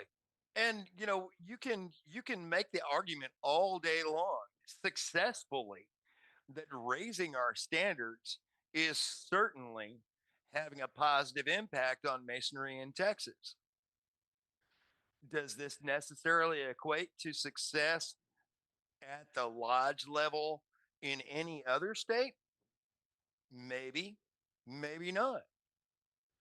We don't really have a we don't have enough people in this group from other states to be able to make a positive assertion one way or the other. You know, What we one do have is the opportunity to make that assertion for Texas Masonry. one of the things that some of you guys don't know that are part of this inner circle is that Zach is our king of data, and so Yeah, he can pull up the success numbers for and he has many times for the state of Texas, and just rattle them off for us. I think that that's one of the things that I would be interested in seeing from the Zach Hastings around the country, all the different brothers that are like Zach that has access and focuses in on our data, and look at those kind of numbers instead of worrying about just blanket membership. Which All right. I'll, I know you're ready to chime I in. could talk about this for substantially too long, so I'll give you the brief points. I have data from 17 states. Uh, those states range from ours, which has the pretty involved catechism, to some allow the option of papers to some have 1-day classes. It's a range of options on how we do those kinds of things. None of them are doing better than Texas. Wow. Out of 17 states. And A there number of you them are have it. doing the same as Texas, even though they're doing some of the other stuff. But all the gimmicks haven't worked. When we went from 1 black ball rejecting to 3 black balls rejecting, did that help our membership? No. When we let EAs and fellow crafts into boring stated meetings, it works fine in the lodges that are thriving, but in the lodges where they would quit after they became a master mason, they simply quit before they became a master mason. We've allowed felons in. Has that helped us? No, it has not. Certainly hadn't helped our membership numbers, and I would argue it's actually hurt our membership numbers. We allowed 18-year-olds in instead of 21. We got a 1.7% boost from that. But all of those guys would have probably joined when they turned 21. So, and if you look 10 years down the road, it hasn't helped us at all. Every gimmick that we do, because we're worried about membership, every time we change something, it doesn't help. We need to go back. What does help is doing things enthusiastically, doing things seriously, doing things at a high level. That helps. The lodges who take everything before the EA seriously, before you initiate them, right? They have either Masonry 101 or FAQ type things, or just meeting with them for a few months or so beforehand. Those candidates that come in know more about what they're getting into. We have higher retention with those lodges that do that kind of thing. The lodges who do a lot of stuff, like, Hillcrest has cool solstice, cool stuff that they do after, for master masons. Those lodges have better retention. The lodges that are just a social club, right? And there's nothing wrong with fraternity. Fraternity is a big part of our fraternity, right? But if you don't offer anybody anything else, those are the lodges that, we have a number of lodges with a bunch of guys that are 70 plus that love hanging out together, doing their masonry. They don't really bring in new people, and they're going to continue to be masons until they pass away, and those lodges will consolidate. So, but on the quality matters. There's the short version. I love I it. can go into more detail on One of these days, you know what, Zach? I need to schedule with you to get you on the show and do a video and talk about those things, because I think it's a very important topic for everyone to hear, and we should go into a little bit of depth on that. And so I'm gonna get with you and schedule a Wednesday that we can do that. I mean, it'd be good. And people need some to people know are going that. to disagree with me. Yeah. On a great many things. Like there are some people who just want to come in and do the shrine, and they love 1-day classes, right? And they say, hey, their retention is just as good as our retention. Well, yeah, but they're not really doing masonry, right? And they kind of skip by masonry as fast as they can to get to where they want to go. Is your retention on activity in the Blue Lodge the same? Or are they just bypassing? Yeah. Yeah. And that's no, never mind. I'm just gonna let it go. Yeah, I was just I gonna say probably got basically, enough trouble on those statements, but We Justin, like what you trouble. got? What I are was you gonna say doing almost the playing same. host, Byron? But you keep ignoring Justin.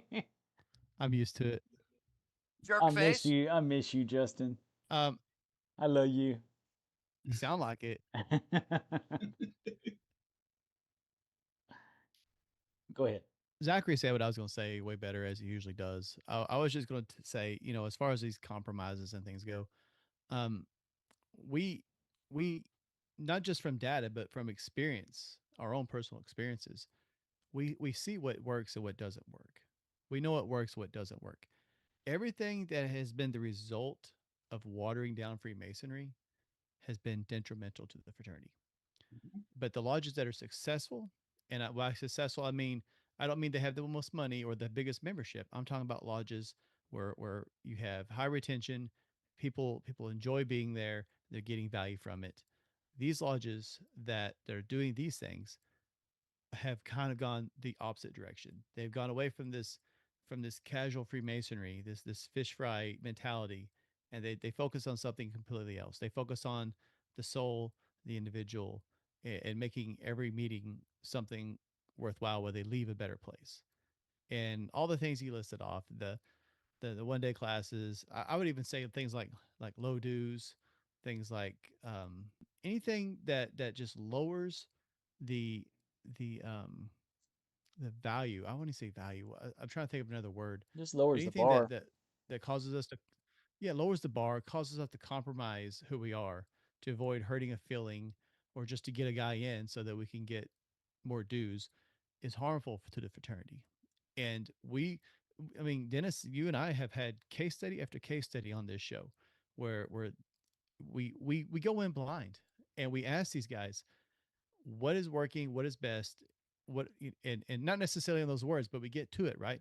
And it's always the same thing. It's always consistently certain practices that are resulting in these lighthouse lodges that are providing everything that the members are looking for versus these uh, it's almost like the difference between masonry and Freemasonry. You have a lot of lodges that are practicing masonry and they're full of and they're making a lot of members, but we should be focused on Freemasons and Freemasonry, creating something that's a little bit higher standard than that. I would even I would venture to take that say, one step further. well, you can hold on, sir. It's Rather my than, turn. I would okay, venture to all I right, would your venture turn, and then I'm after. yes, I would venture to say that most of the people that push people through initiation, they lose uh, membership over time. Within 3 years, those members are gone. So they're not really, and but the people who are, most of the people that are making higher number Masons in Texas right now are keeping their members because those, and I'm going to break it down. The reason I believe that is that for me in and meshing with them instead of just coming in and saying I want to join and being thrown a petition. I think that just like Zach was saying, they're coming in and And they're finding a way. just thrown in like oil and water.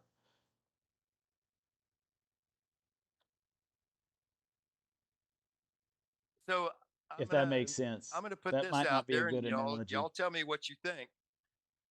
Zach, you look tired, I man. think it is, but I don't want to interrupt, no, but come I on, took in No, Zach. 3 kids this weekend. So no, Good I grief! understand. I just noticed that. Oh no, Go that's a ahead, bunch Byron. of Sorry. work. Go ahead, Byron. Go ahead. So we've spoken a couple of times in low dues through, you know, maybe not guarding the West Gate quite as we should have. Maybe the thought process should change to distilling our masonry through heat, through pressure. We arrive at the masonry we desire. It's not an easy process. It's not necessarily a comfortable process, It shouldn't but be. it is a process that we should be striving for in order to find the best men that we can be. I'm absolutely going to put that out as a good analogy for it. We should be distilling ourselves. We should be boiling off those impurities. We should be getting rid of, again, in distilling terms, we should be getting rid of the heads keeping the hearts and losing the tails. And those things just might allow us to arrive at the best men that we can be. I concur. I got to tell you, we have had such a lot of discussion on the chat tonight. I am so proud of this team. You know, our inner circle members staying active and engaging with all the folks that have been coming on. That's awesome. I appreciate y'all. I just want y'all to know that I've been reading them. I try to keep up with it to some degree while staying in the conversation. And I just want to say we've had a lot of people that have been coming on tonight in the chat, and we've had such a great response from you inner circle members, and I appreciate you tremendously. I just want to let you know that we're it's funny. So this weekend I saw Josh and Josh Kovar, one of our inner circle members, and my dear friend Roy Burris, friend and brother Roy Burris, several times this weekend. And Josh just tore into me about the fact that I made the meeting time earlier, and we all we did is extend the time altogether later than before. So with that being said, it is 11 minutes after 10 Central Time. So let's Oh my gosh. let's hear some final thoughts. And what I'd like to also challenge the folks that have come on, and I don't know who all's Masons and who all's not, and so just the folks coming that have come on the chat throughout our show, I would like for y'all to go ahead and give some final thoughts on the chat as well. I'd be interested to go back and read that later and see, you know, what you thought about the show, and if you think that our conversations were relevant or not, or if you liked them. And I would like to say one more time, if you are interested in the show and you want to be one of our inner circle members, one of the brothers that come on the show with me on our lives, then the way to do that is to become an actual member and join Masonic Improvement. And not just, we of course like the likes and subscribes, don't get me wrong, but to become an inner circle member, you have to actually join and then reach out to me on Facebook. And once I see that you've joined, then I will hook you up with the link for getting on the show each week. Let's start final thoughts. Brother Messer, Jeff Messer, you are up in the number one position tonight. Oh wow. Interesting conversation for sure, and everybody has an opinion. I tend to think that organized religion doesn't like Masonry because they perceive that it takes away from you, as we mentioned, of Masonry or Masons benefiting the progression of society in many different ways. I think it's all interesting. I wish that, you know, so the community that I live in is Catholic. It's not predominantly Catholic. It is Catholic, and I drive by the KC Hall on their meeting nights, and there's 150 vehicles out there. And I wonder, there's a part of me that thinks, gosh, I wish we could get 150 vehicles at the lodge, right? That we could get that many members. And then I could think, no. And then I think, no, I don't want that, because we don't want people that just want to be in the club. We want people that participate. So, Phil Robertson, in fact, I've shared it a couple times on my personal Facebook page. Phil Robertson spoke about the church and the size of the church and the money, the tithing and whatnot, and that just like we believe that the lodge exists within us and that Masonry exists within us. His message is pretty true to that the church resides within us, and that excuse me, somewhere along the way it got twisted, right? And for those of you familiar with Houston, just look at the mess currently at Second Baptist, and what's going on there with now that Ed Young has stepped away or whatever he's done, and all the mess that's going on there. Um, you know, Probably not a complete thought for me tonight, just because this is a subject that I spend a lot of time thinking on. But I do wish that there was more acceptance in the places that were not accepted. Not that I want you to be a member, but just that I want you to not fear or hate us, if that's the better way to say it. Nice. Very fair. Yes. That's a fair request out of anybody is, just don't hate us. Brother Hoff, you are next on my screen. All right. Got my voice fully back and everything. Yes, And you sound wonderful. I've been contemplating the whole time, just thinking about that dude, the Neimanton. Uh, Something he said just kind of struck a chord with me, just made me really think. Uh, Typically about something that you helped me figure out early on when I met you. Um, about He said something about meeting on the level is a phenomenal thing. I think it's great. However, we do not need direction to do this. As men, we should already be doing this. um, I agree, but a lot of people today, and this is something that you helped me figure out whenever I was coming up with the vision and mission statement for the lodge, is that our duty to God, our country, ourselves, and our neighbor. Uh, uh, there was something about the one about ourselves that said that in the early 1800s, men taught their children how to work the land, how to fix things, how taught their sons how to do those things. Well, today, dad is working. I'm a dad. I work. I'm gone a lot. I'm not there to teach, my son or whatever all the time how to fix things, how to do this and that.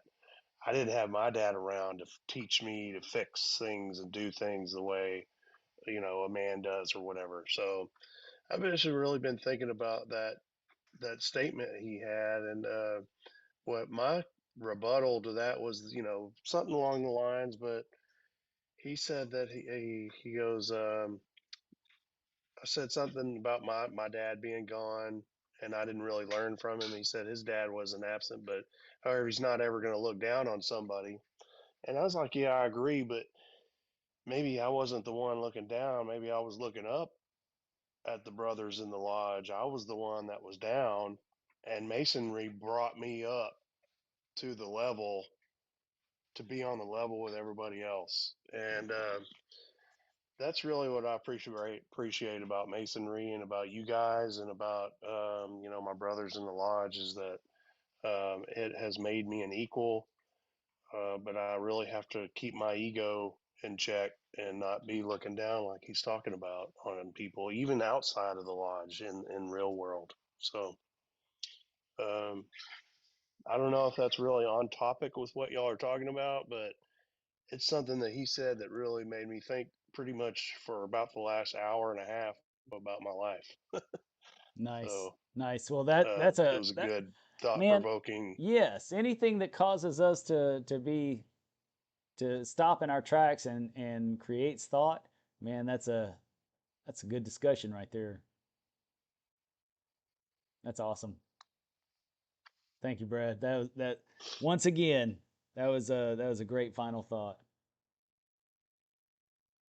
And if any of you inner circle members want to see the paper I wrote that he's talking about that caused him to think about the dad and the absenteeism and stuff like that, let me know. I'll send it to you. Dennis number 2, you are the shit tonight. You are You are it. You are the other Dennis in this crowd, and I am excited. We are now the majority because there is not another that has dual name sharing on this, not that I can see, on this podcast or this show. So we're the majority, the silent majority, or the unsilent majority. I mean, that is absolutely awesome. I guess I got to ask what month you were born in and see if we were close there. But yeah, this a lot of this goes back to my, I'm still a babe in Freemasonry, but I honestly believe I have caught the vision of what Freemasonry is supposed to be, or at least there again, I've seen the tip of that iceberg, and it's not sitting out there cooking Boston butts. While that is an important part of us bonding as a fraternity, it's not the green beans we have every Thursday night at Lodge. Though I do like green beans. I understand that's a popular thing in Texas. Uh, so, but it's there's more to it, and that's where I want to see my lodge go. I think my lodge has really perfected the brotherhood. We meet, like I say, every Thursday. We eat at 6, and our lodge starts at 7.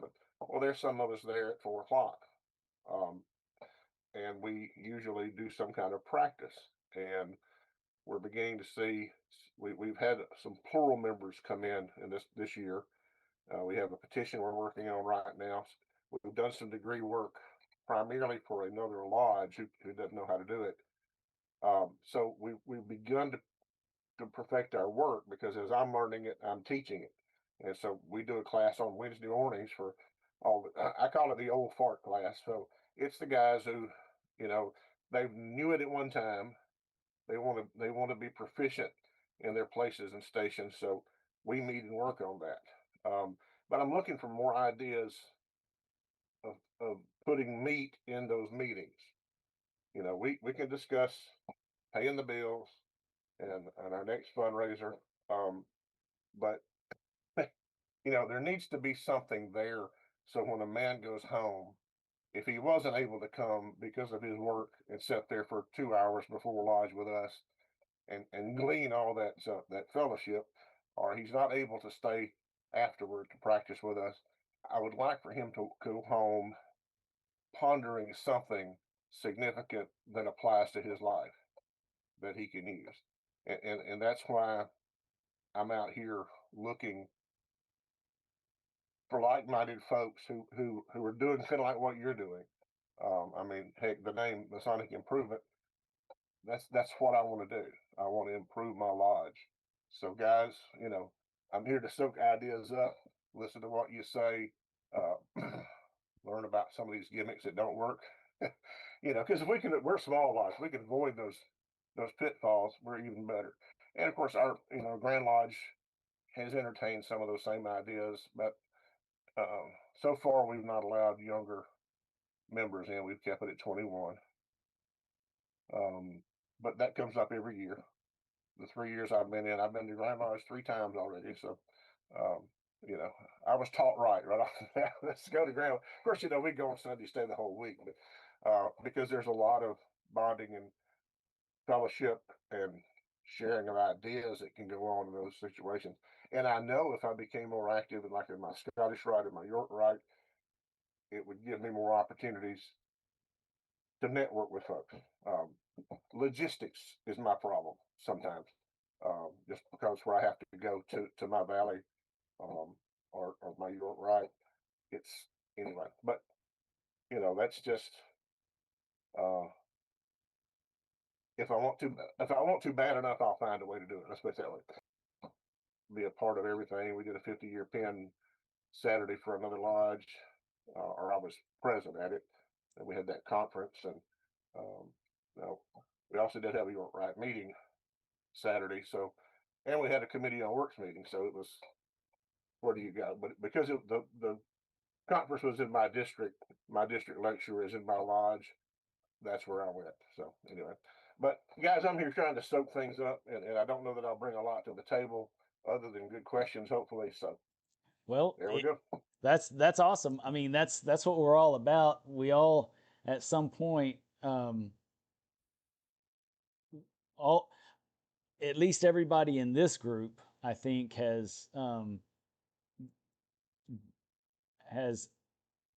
developed themselves by associating with other brothers that are a little bit more seasoned, a little bit wiser than ourselves, so that we could become better. So, I hope that in the next year or so, you feel like you've been in the right place and we've been able to support you well, because that's ultimately what Masonic Improvement was created to do, was to support the craft. Because there's a lot of us out there that we have felt like we were on an island, and we weren't getting what we needed out of Freemasonry, and this was one of the avenues that helped us get there, so that we could take it back to our lodges and become better Masons for our brothers. So I like that. I like what you're doing, and I appreciate you being here for sure. Brother Atcher, you are next on my list, which I saw him this weekend. I went over to Houston for the Texas Lodge of Research installation, and to support and lift up Brother Ybarra as the new master of Texas Lodge of Research. He's a dear friend of mine, and so I definitely made it over there to hug his neck, and got to see Brother Atcher. Glad to see you again so soon. Absolutely, yeah.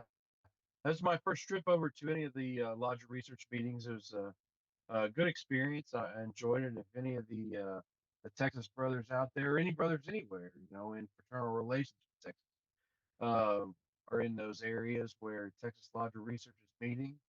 I think the next one is summertime up in Tyler, Texas.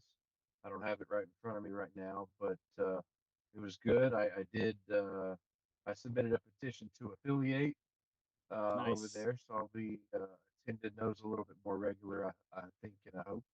Um, but yeah, just final thoughts on tonight. I think our initial question, really we did a good deep dive on it. It was great discussion by everybody. Uh, you know, the similarities between church and state, and why those organizations can and often are uh, afraid of Freemasonry and what Freemasonry stands for, are similar between those two groups. So it's one of those things that we have to be cognizant of. Some of the things in the chat popping up. There was an individual there who lives in the Middle East and was asking about Freemasonry over there. Hopefully, he can find something in his area.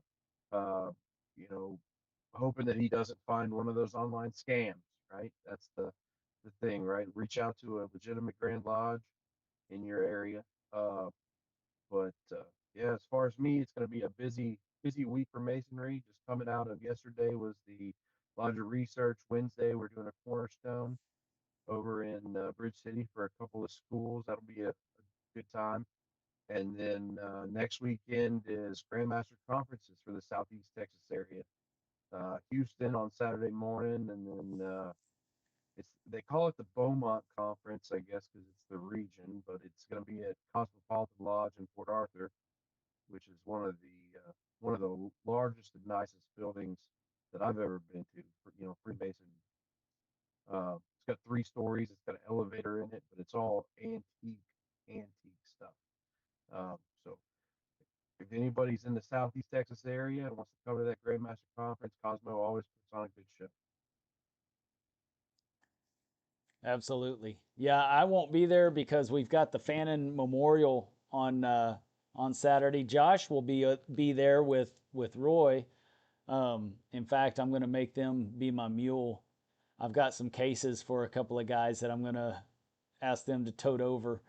I was planning on going over to the conference as well next week, this weekend, but I'm going to stick around and help out with the Fannin Memorial here in Goliad.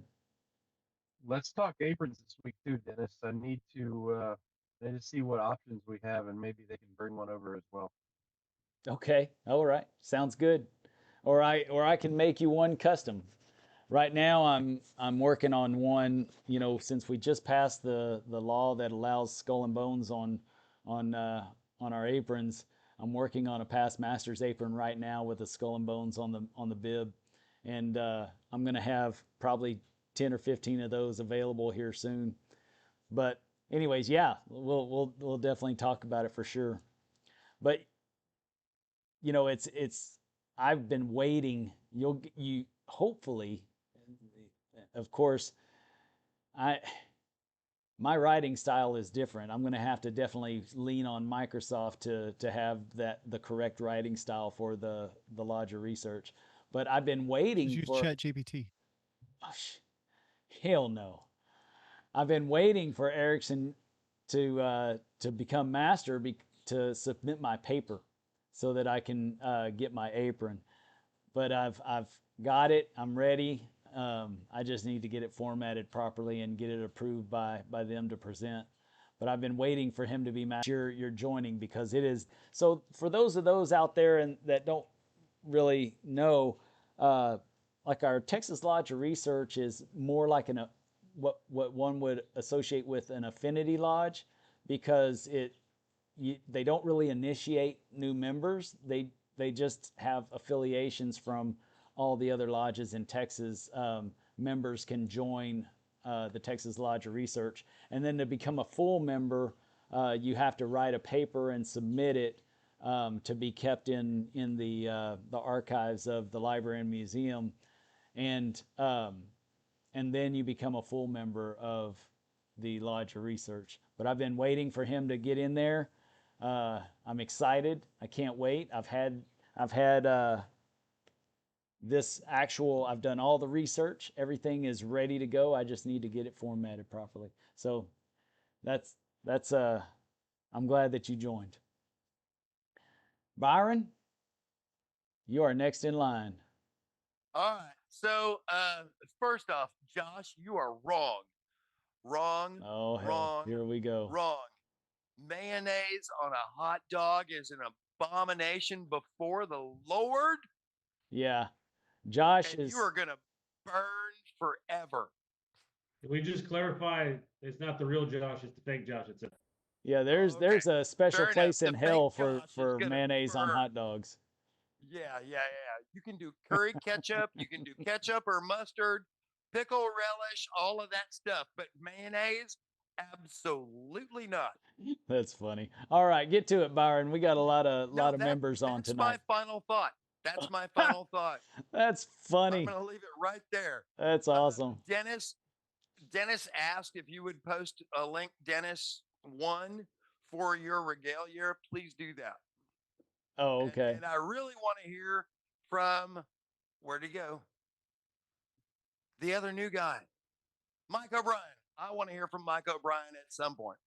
He's not completely new. He's been around for a while. He just comes in and out because he's where you're up in Michigan, right?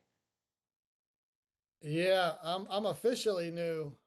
I was in the chat before, so I finally got my I Right. finally but yeah, I've been You're in next anyway, so you go right ahead.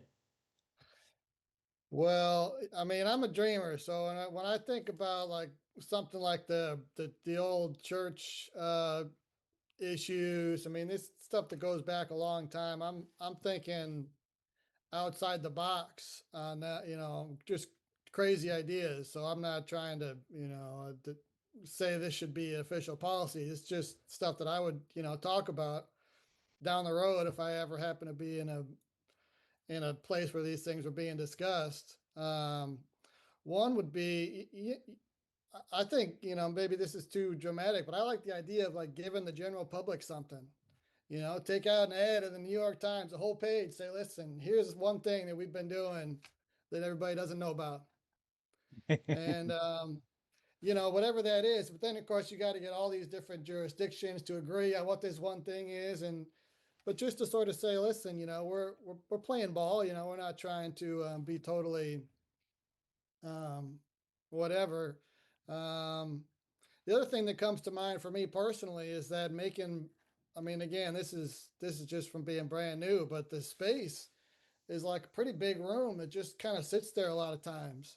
You know, what if there was, and this sort of goes to what Brother Hoff was saying, what if there was like another usage of the space when there's not, you know, it's all week long. I mean, some places it's all month long except for one night a month.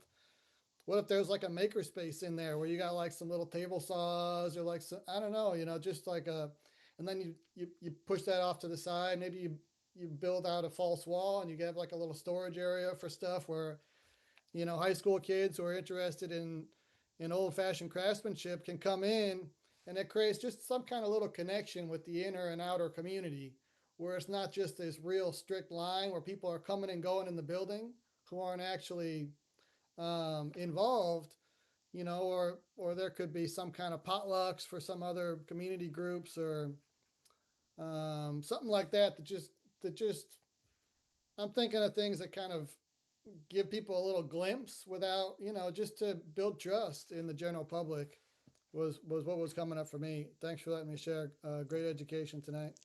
That's pretty interesting that you say that. You know, that maker idea, that's kind of cool, I think.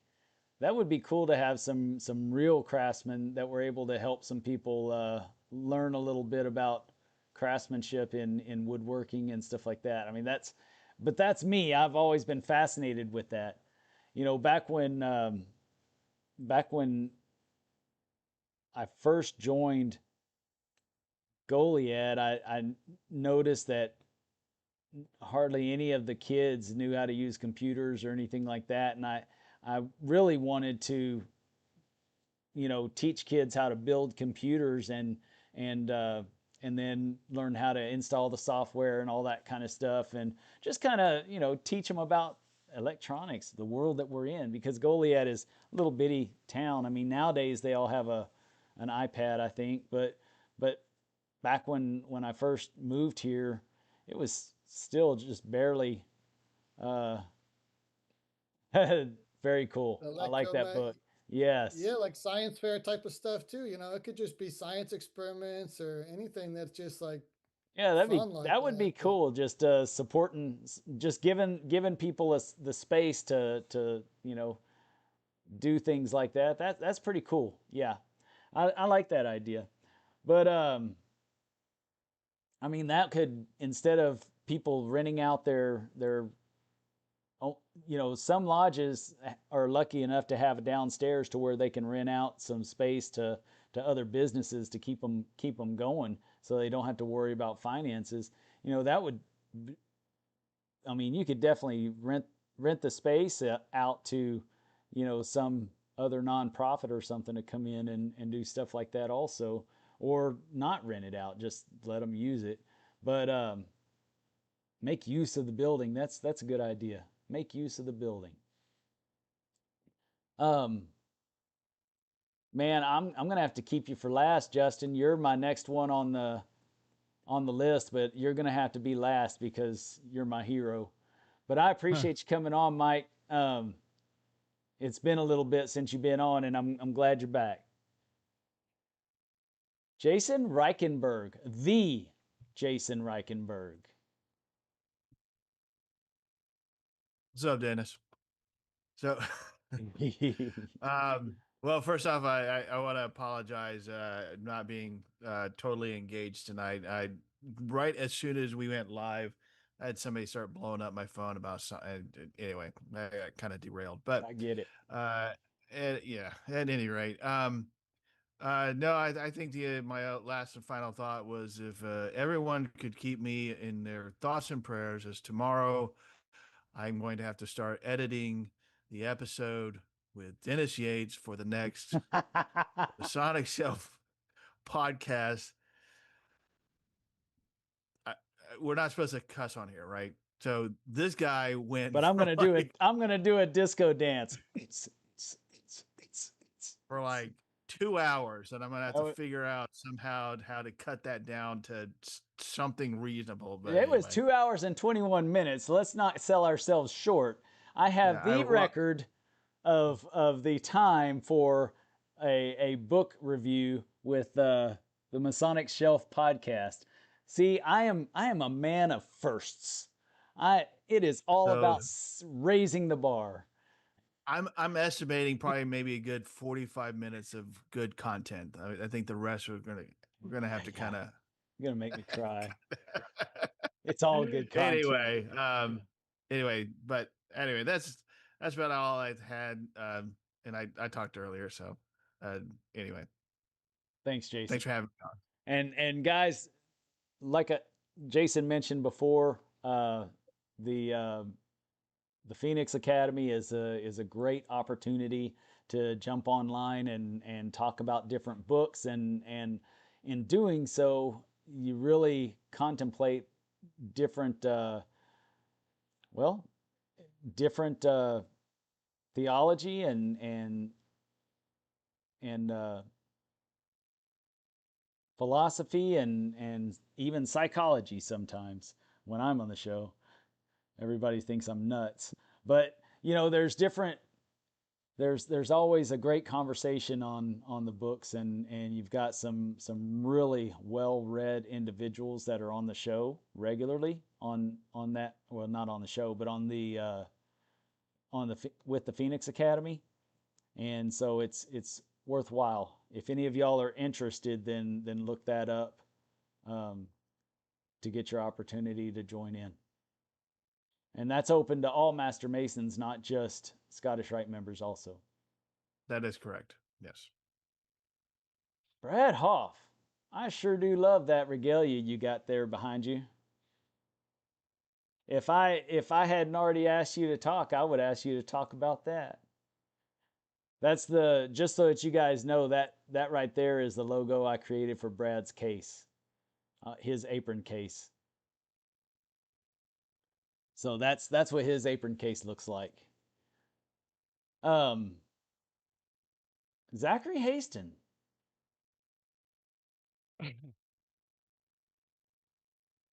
Are you with us? There you are. There you are. I'm here. I got people coming in and things moving around. No worries. I wasn't here for most of your things, so I don't know everything, but I did hear somebody said something about the church. Yes. I don't know exactly what y'all are talking about, but I do. I'll just quote our Grand Master, who says that the church didn't fear us because we raised money better with a fish fry. That wasn't their problem. Exactly. Yes. That wasn't why they were worried about us. That's right. I don't care who you are. That's funny right there. Yeah, my lodge doesn't do fundraisers for normal expenses. I'll just put it at that. If you want to spend your time doing fundraisers, go ahead. I'd prefer not to spend my time doing fundraisers, mostly because it's me who ends up doing it, and it's a lot of freaking time. Putting on a golf tournament or whatever, there's a lot of work in it, and I think we ought to just do that with dues, personally. Now, when you get to the charity aspect, I get that, because people want to contribute to charity and charitable endeavors, and we should give them the opportunity to do that. As far as appendant bodies, Masonry is absolutely fantastic about always having something else for you to do. You get through the Blue Lodge, you get through all that. You're curious about this, that, or the other. You can go to the York Rite. You can get. You remember when the ancients and the moderns came together? It was the 3 degrees together with the Royal Arch. There was a reason for that. You got to go through the Royal Arch to really understand that, but you're missing something if you don't do that. And then the Council degrees, absolutely, everyone who sees those is blown away with how great material there is there. And then, of course, Commandery for all Christians. Every Christian should be that. But then on the Scottish Rite, there's the rest of your life. You spend forever. Those rabbit holes never end. They go deeper and deeper and deeper. You can't go wrong with that. For sure. And you'll find, I believe, that the most active Blue Lodge members are in the appendant bodies. People fear the appendant bodies, that they're going to take their members away. I think you're going to find that most active Blue Lodge members are in the appendant bodies. Yes. I don't know everything else y'all were talking about. I'll just leave it there because you got other people to talk. I like that. I mean, that's some great information or great stuff to talk about, and I agree with you on every bit of it. Every bit of it. You shouldn't we shouldn't be paying for our lodges with fundraisers, and we certainly don't need to waste our time with it, especially in lodge. I mean, if somebody wants to have a fundraiser, go do it. Have fun. Raise money and support, our charities, whatever. But, don't make it the only focus of the lodge.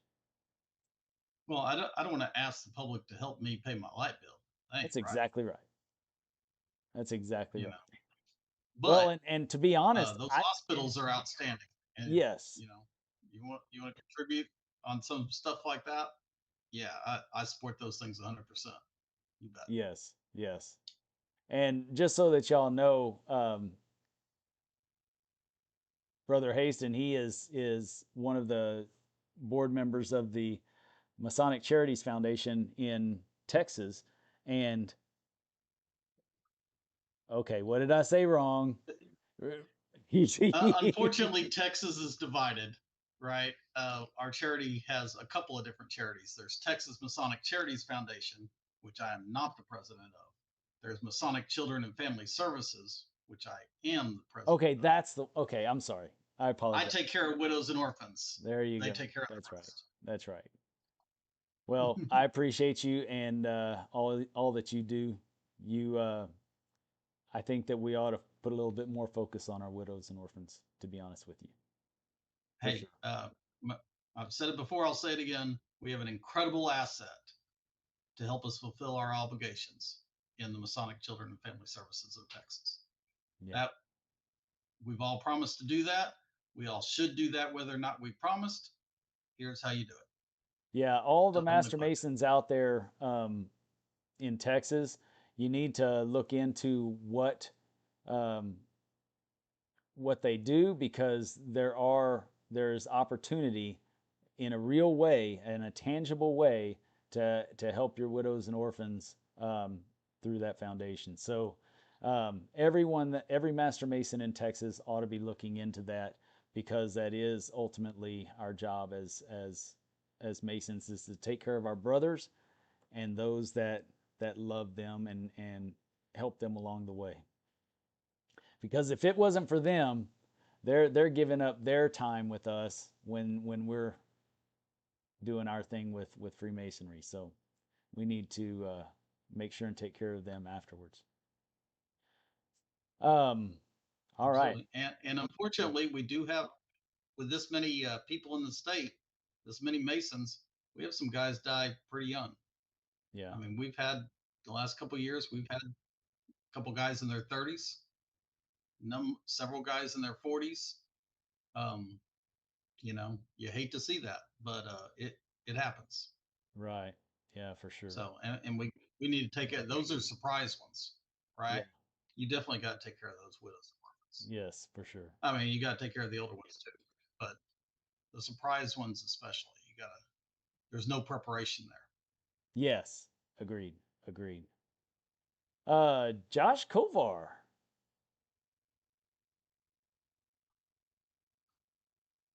My final thought is everything sounds good, and I'm about ready to go to bed. I figured you were. That's why I didn't save you for last. You were just next to last. No, just kidding. Daniel's next to last. All righty.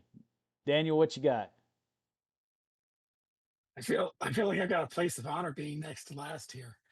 But I think one thing Well, is you're next to last. You're next to last to Justin, and then Justin is next to last to me. see, you're stealing all my thunder, Dennis. You're making me all feel special, and then just taking it away. No, I think the discussion was great tonight. Thinking about what Freemasonry offers. It doesn't take away from someone's religion. It doesn't take away from someone's opportunity to serve in government, or it should not, right? It should enhance those things. It should enhance our understanding.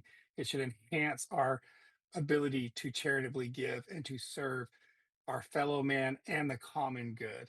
And with that, I'm going to say peace and love to all my brothers. Man, that was a great, always straight to the point, great ending. That was awesome. I appreciate that. And you're right. It should enhance everything in our lives. That's the whole goal, right?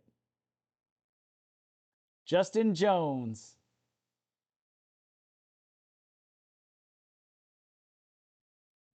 He forgot how to use his microphone already. I don't really have a lot to add to this tonight. Honestly, I've been in kind of a Masonic funk, and I just wanted to hear some good masonry. So that's why I came on here tonight. And so I don't know. I mean, it's been some really good conversation. Um, what I would tell everybody, just kind of what's on my mind, especially because we got some newer masons here. Uh, you can there's a saying that you get out of masonry what you put into it, and that's that is true. You do get some kind of you do get a sense of fulfillment out of it, right? But and you should never do things because you're hoping to get anything out of it, right? And so, uh, but I guess what I would say is pace yourself in Freemasonry. Just pace it. It's a marathon, not a race. You can spend several years busting your butt and you're getting fulfillment out of it, but you don't really have anything to show for it. Except maybe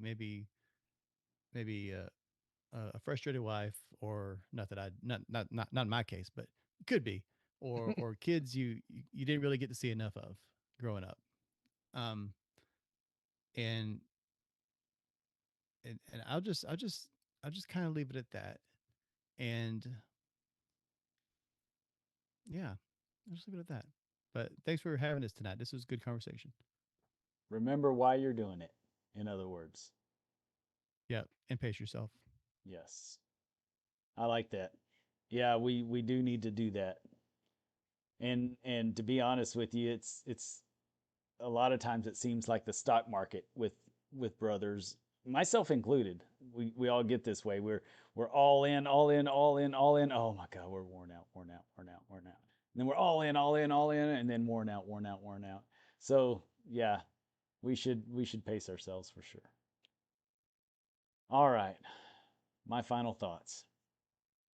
This has really been a great discussion tonight, and um, if my phone didn't say it was still 3 more hours to upload the video, I would show it real quick for everybody, but it's gonna it's gonna have to be next week that I actually show you the video.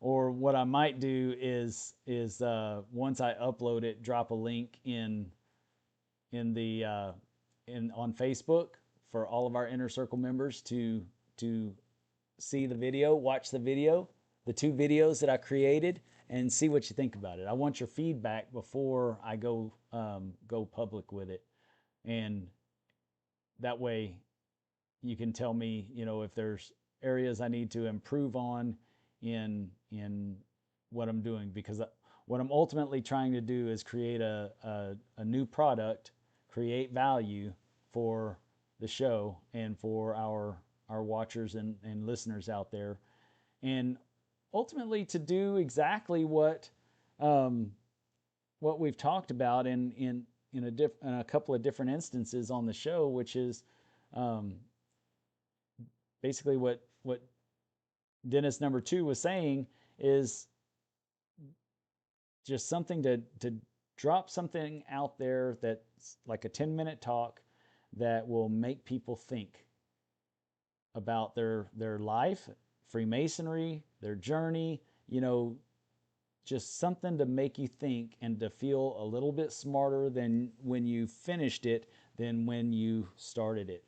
So hopefully I can add a little bit of context in some things, to where a different thought that maybe you hadn't thought about some symbolism, or just anything Freemasonry, right?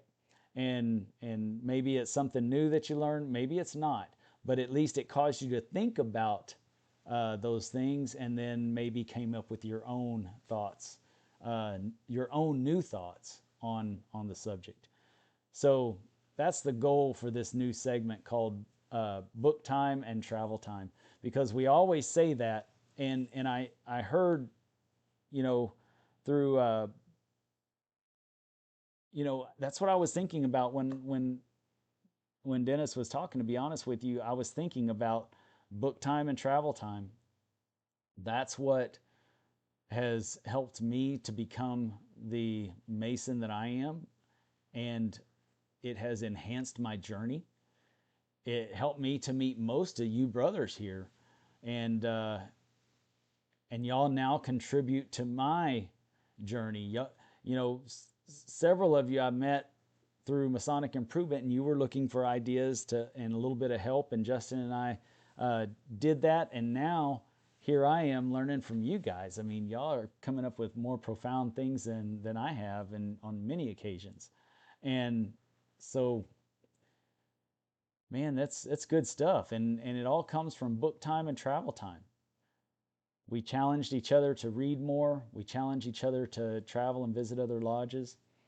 I had a brother talk to me the other day about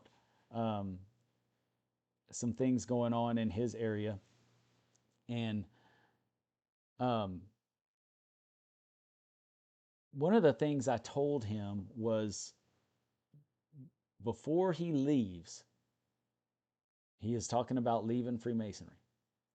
And I told him, before you leave, I want you to travel around with me to these other lodges and go see these places where I go and give presentations, and even where I don't give presentations, but I go and learn from other lodges and other brothers.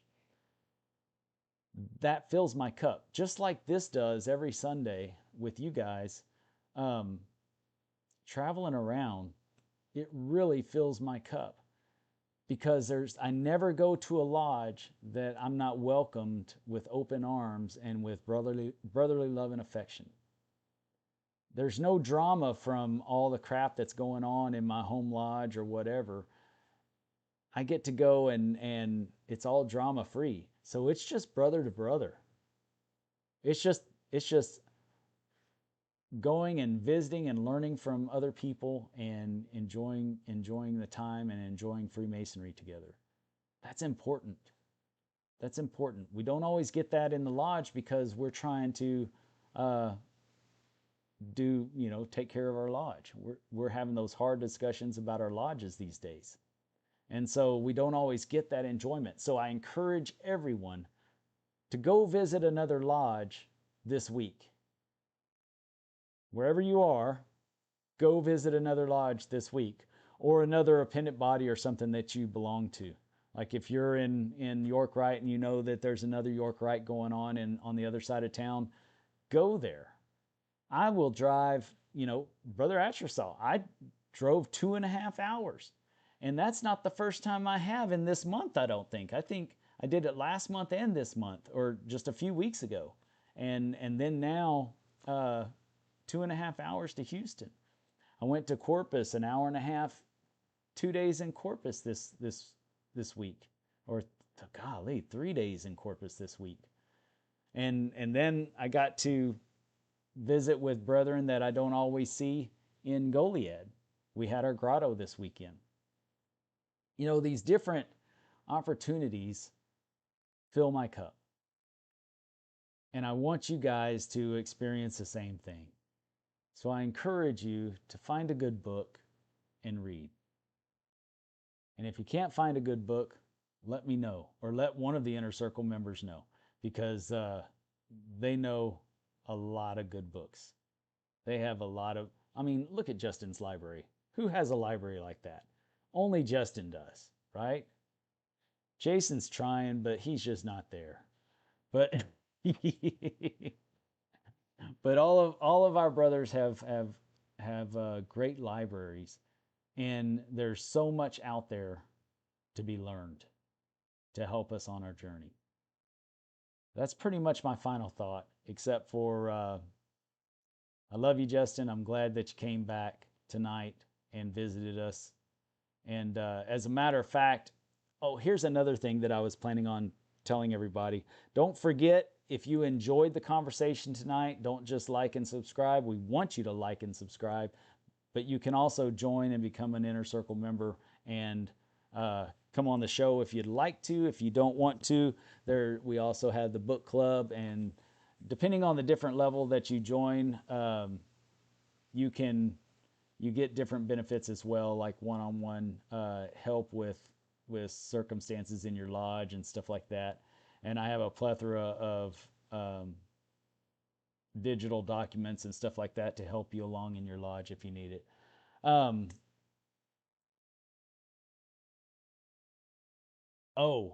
Bay County Blend just mentioned Masonic Shelf Podcast. Yes, the Masonic Shelf Podcast. Jason Reichenberg is the editor for that podcast, that show, the broadcast and podcast. And Brad and Chris are two of my mentors. So 3 people I love are doing that show, and I couldn't be more proud of what they're putting out. It is some excellent content. If you haven't been, you need to go. Other than that, I think that's about it. I thought that there was something else I wanted to state, and now I'm just buying time. If you guys want to stay on after and talk for a minute, then we can definitely do that after I close out the live. Thank you to all the people that joined in on the live chat. That was great. I think it was a lot of great conversation as well. And everybody else out there,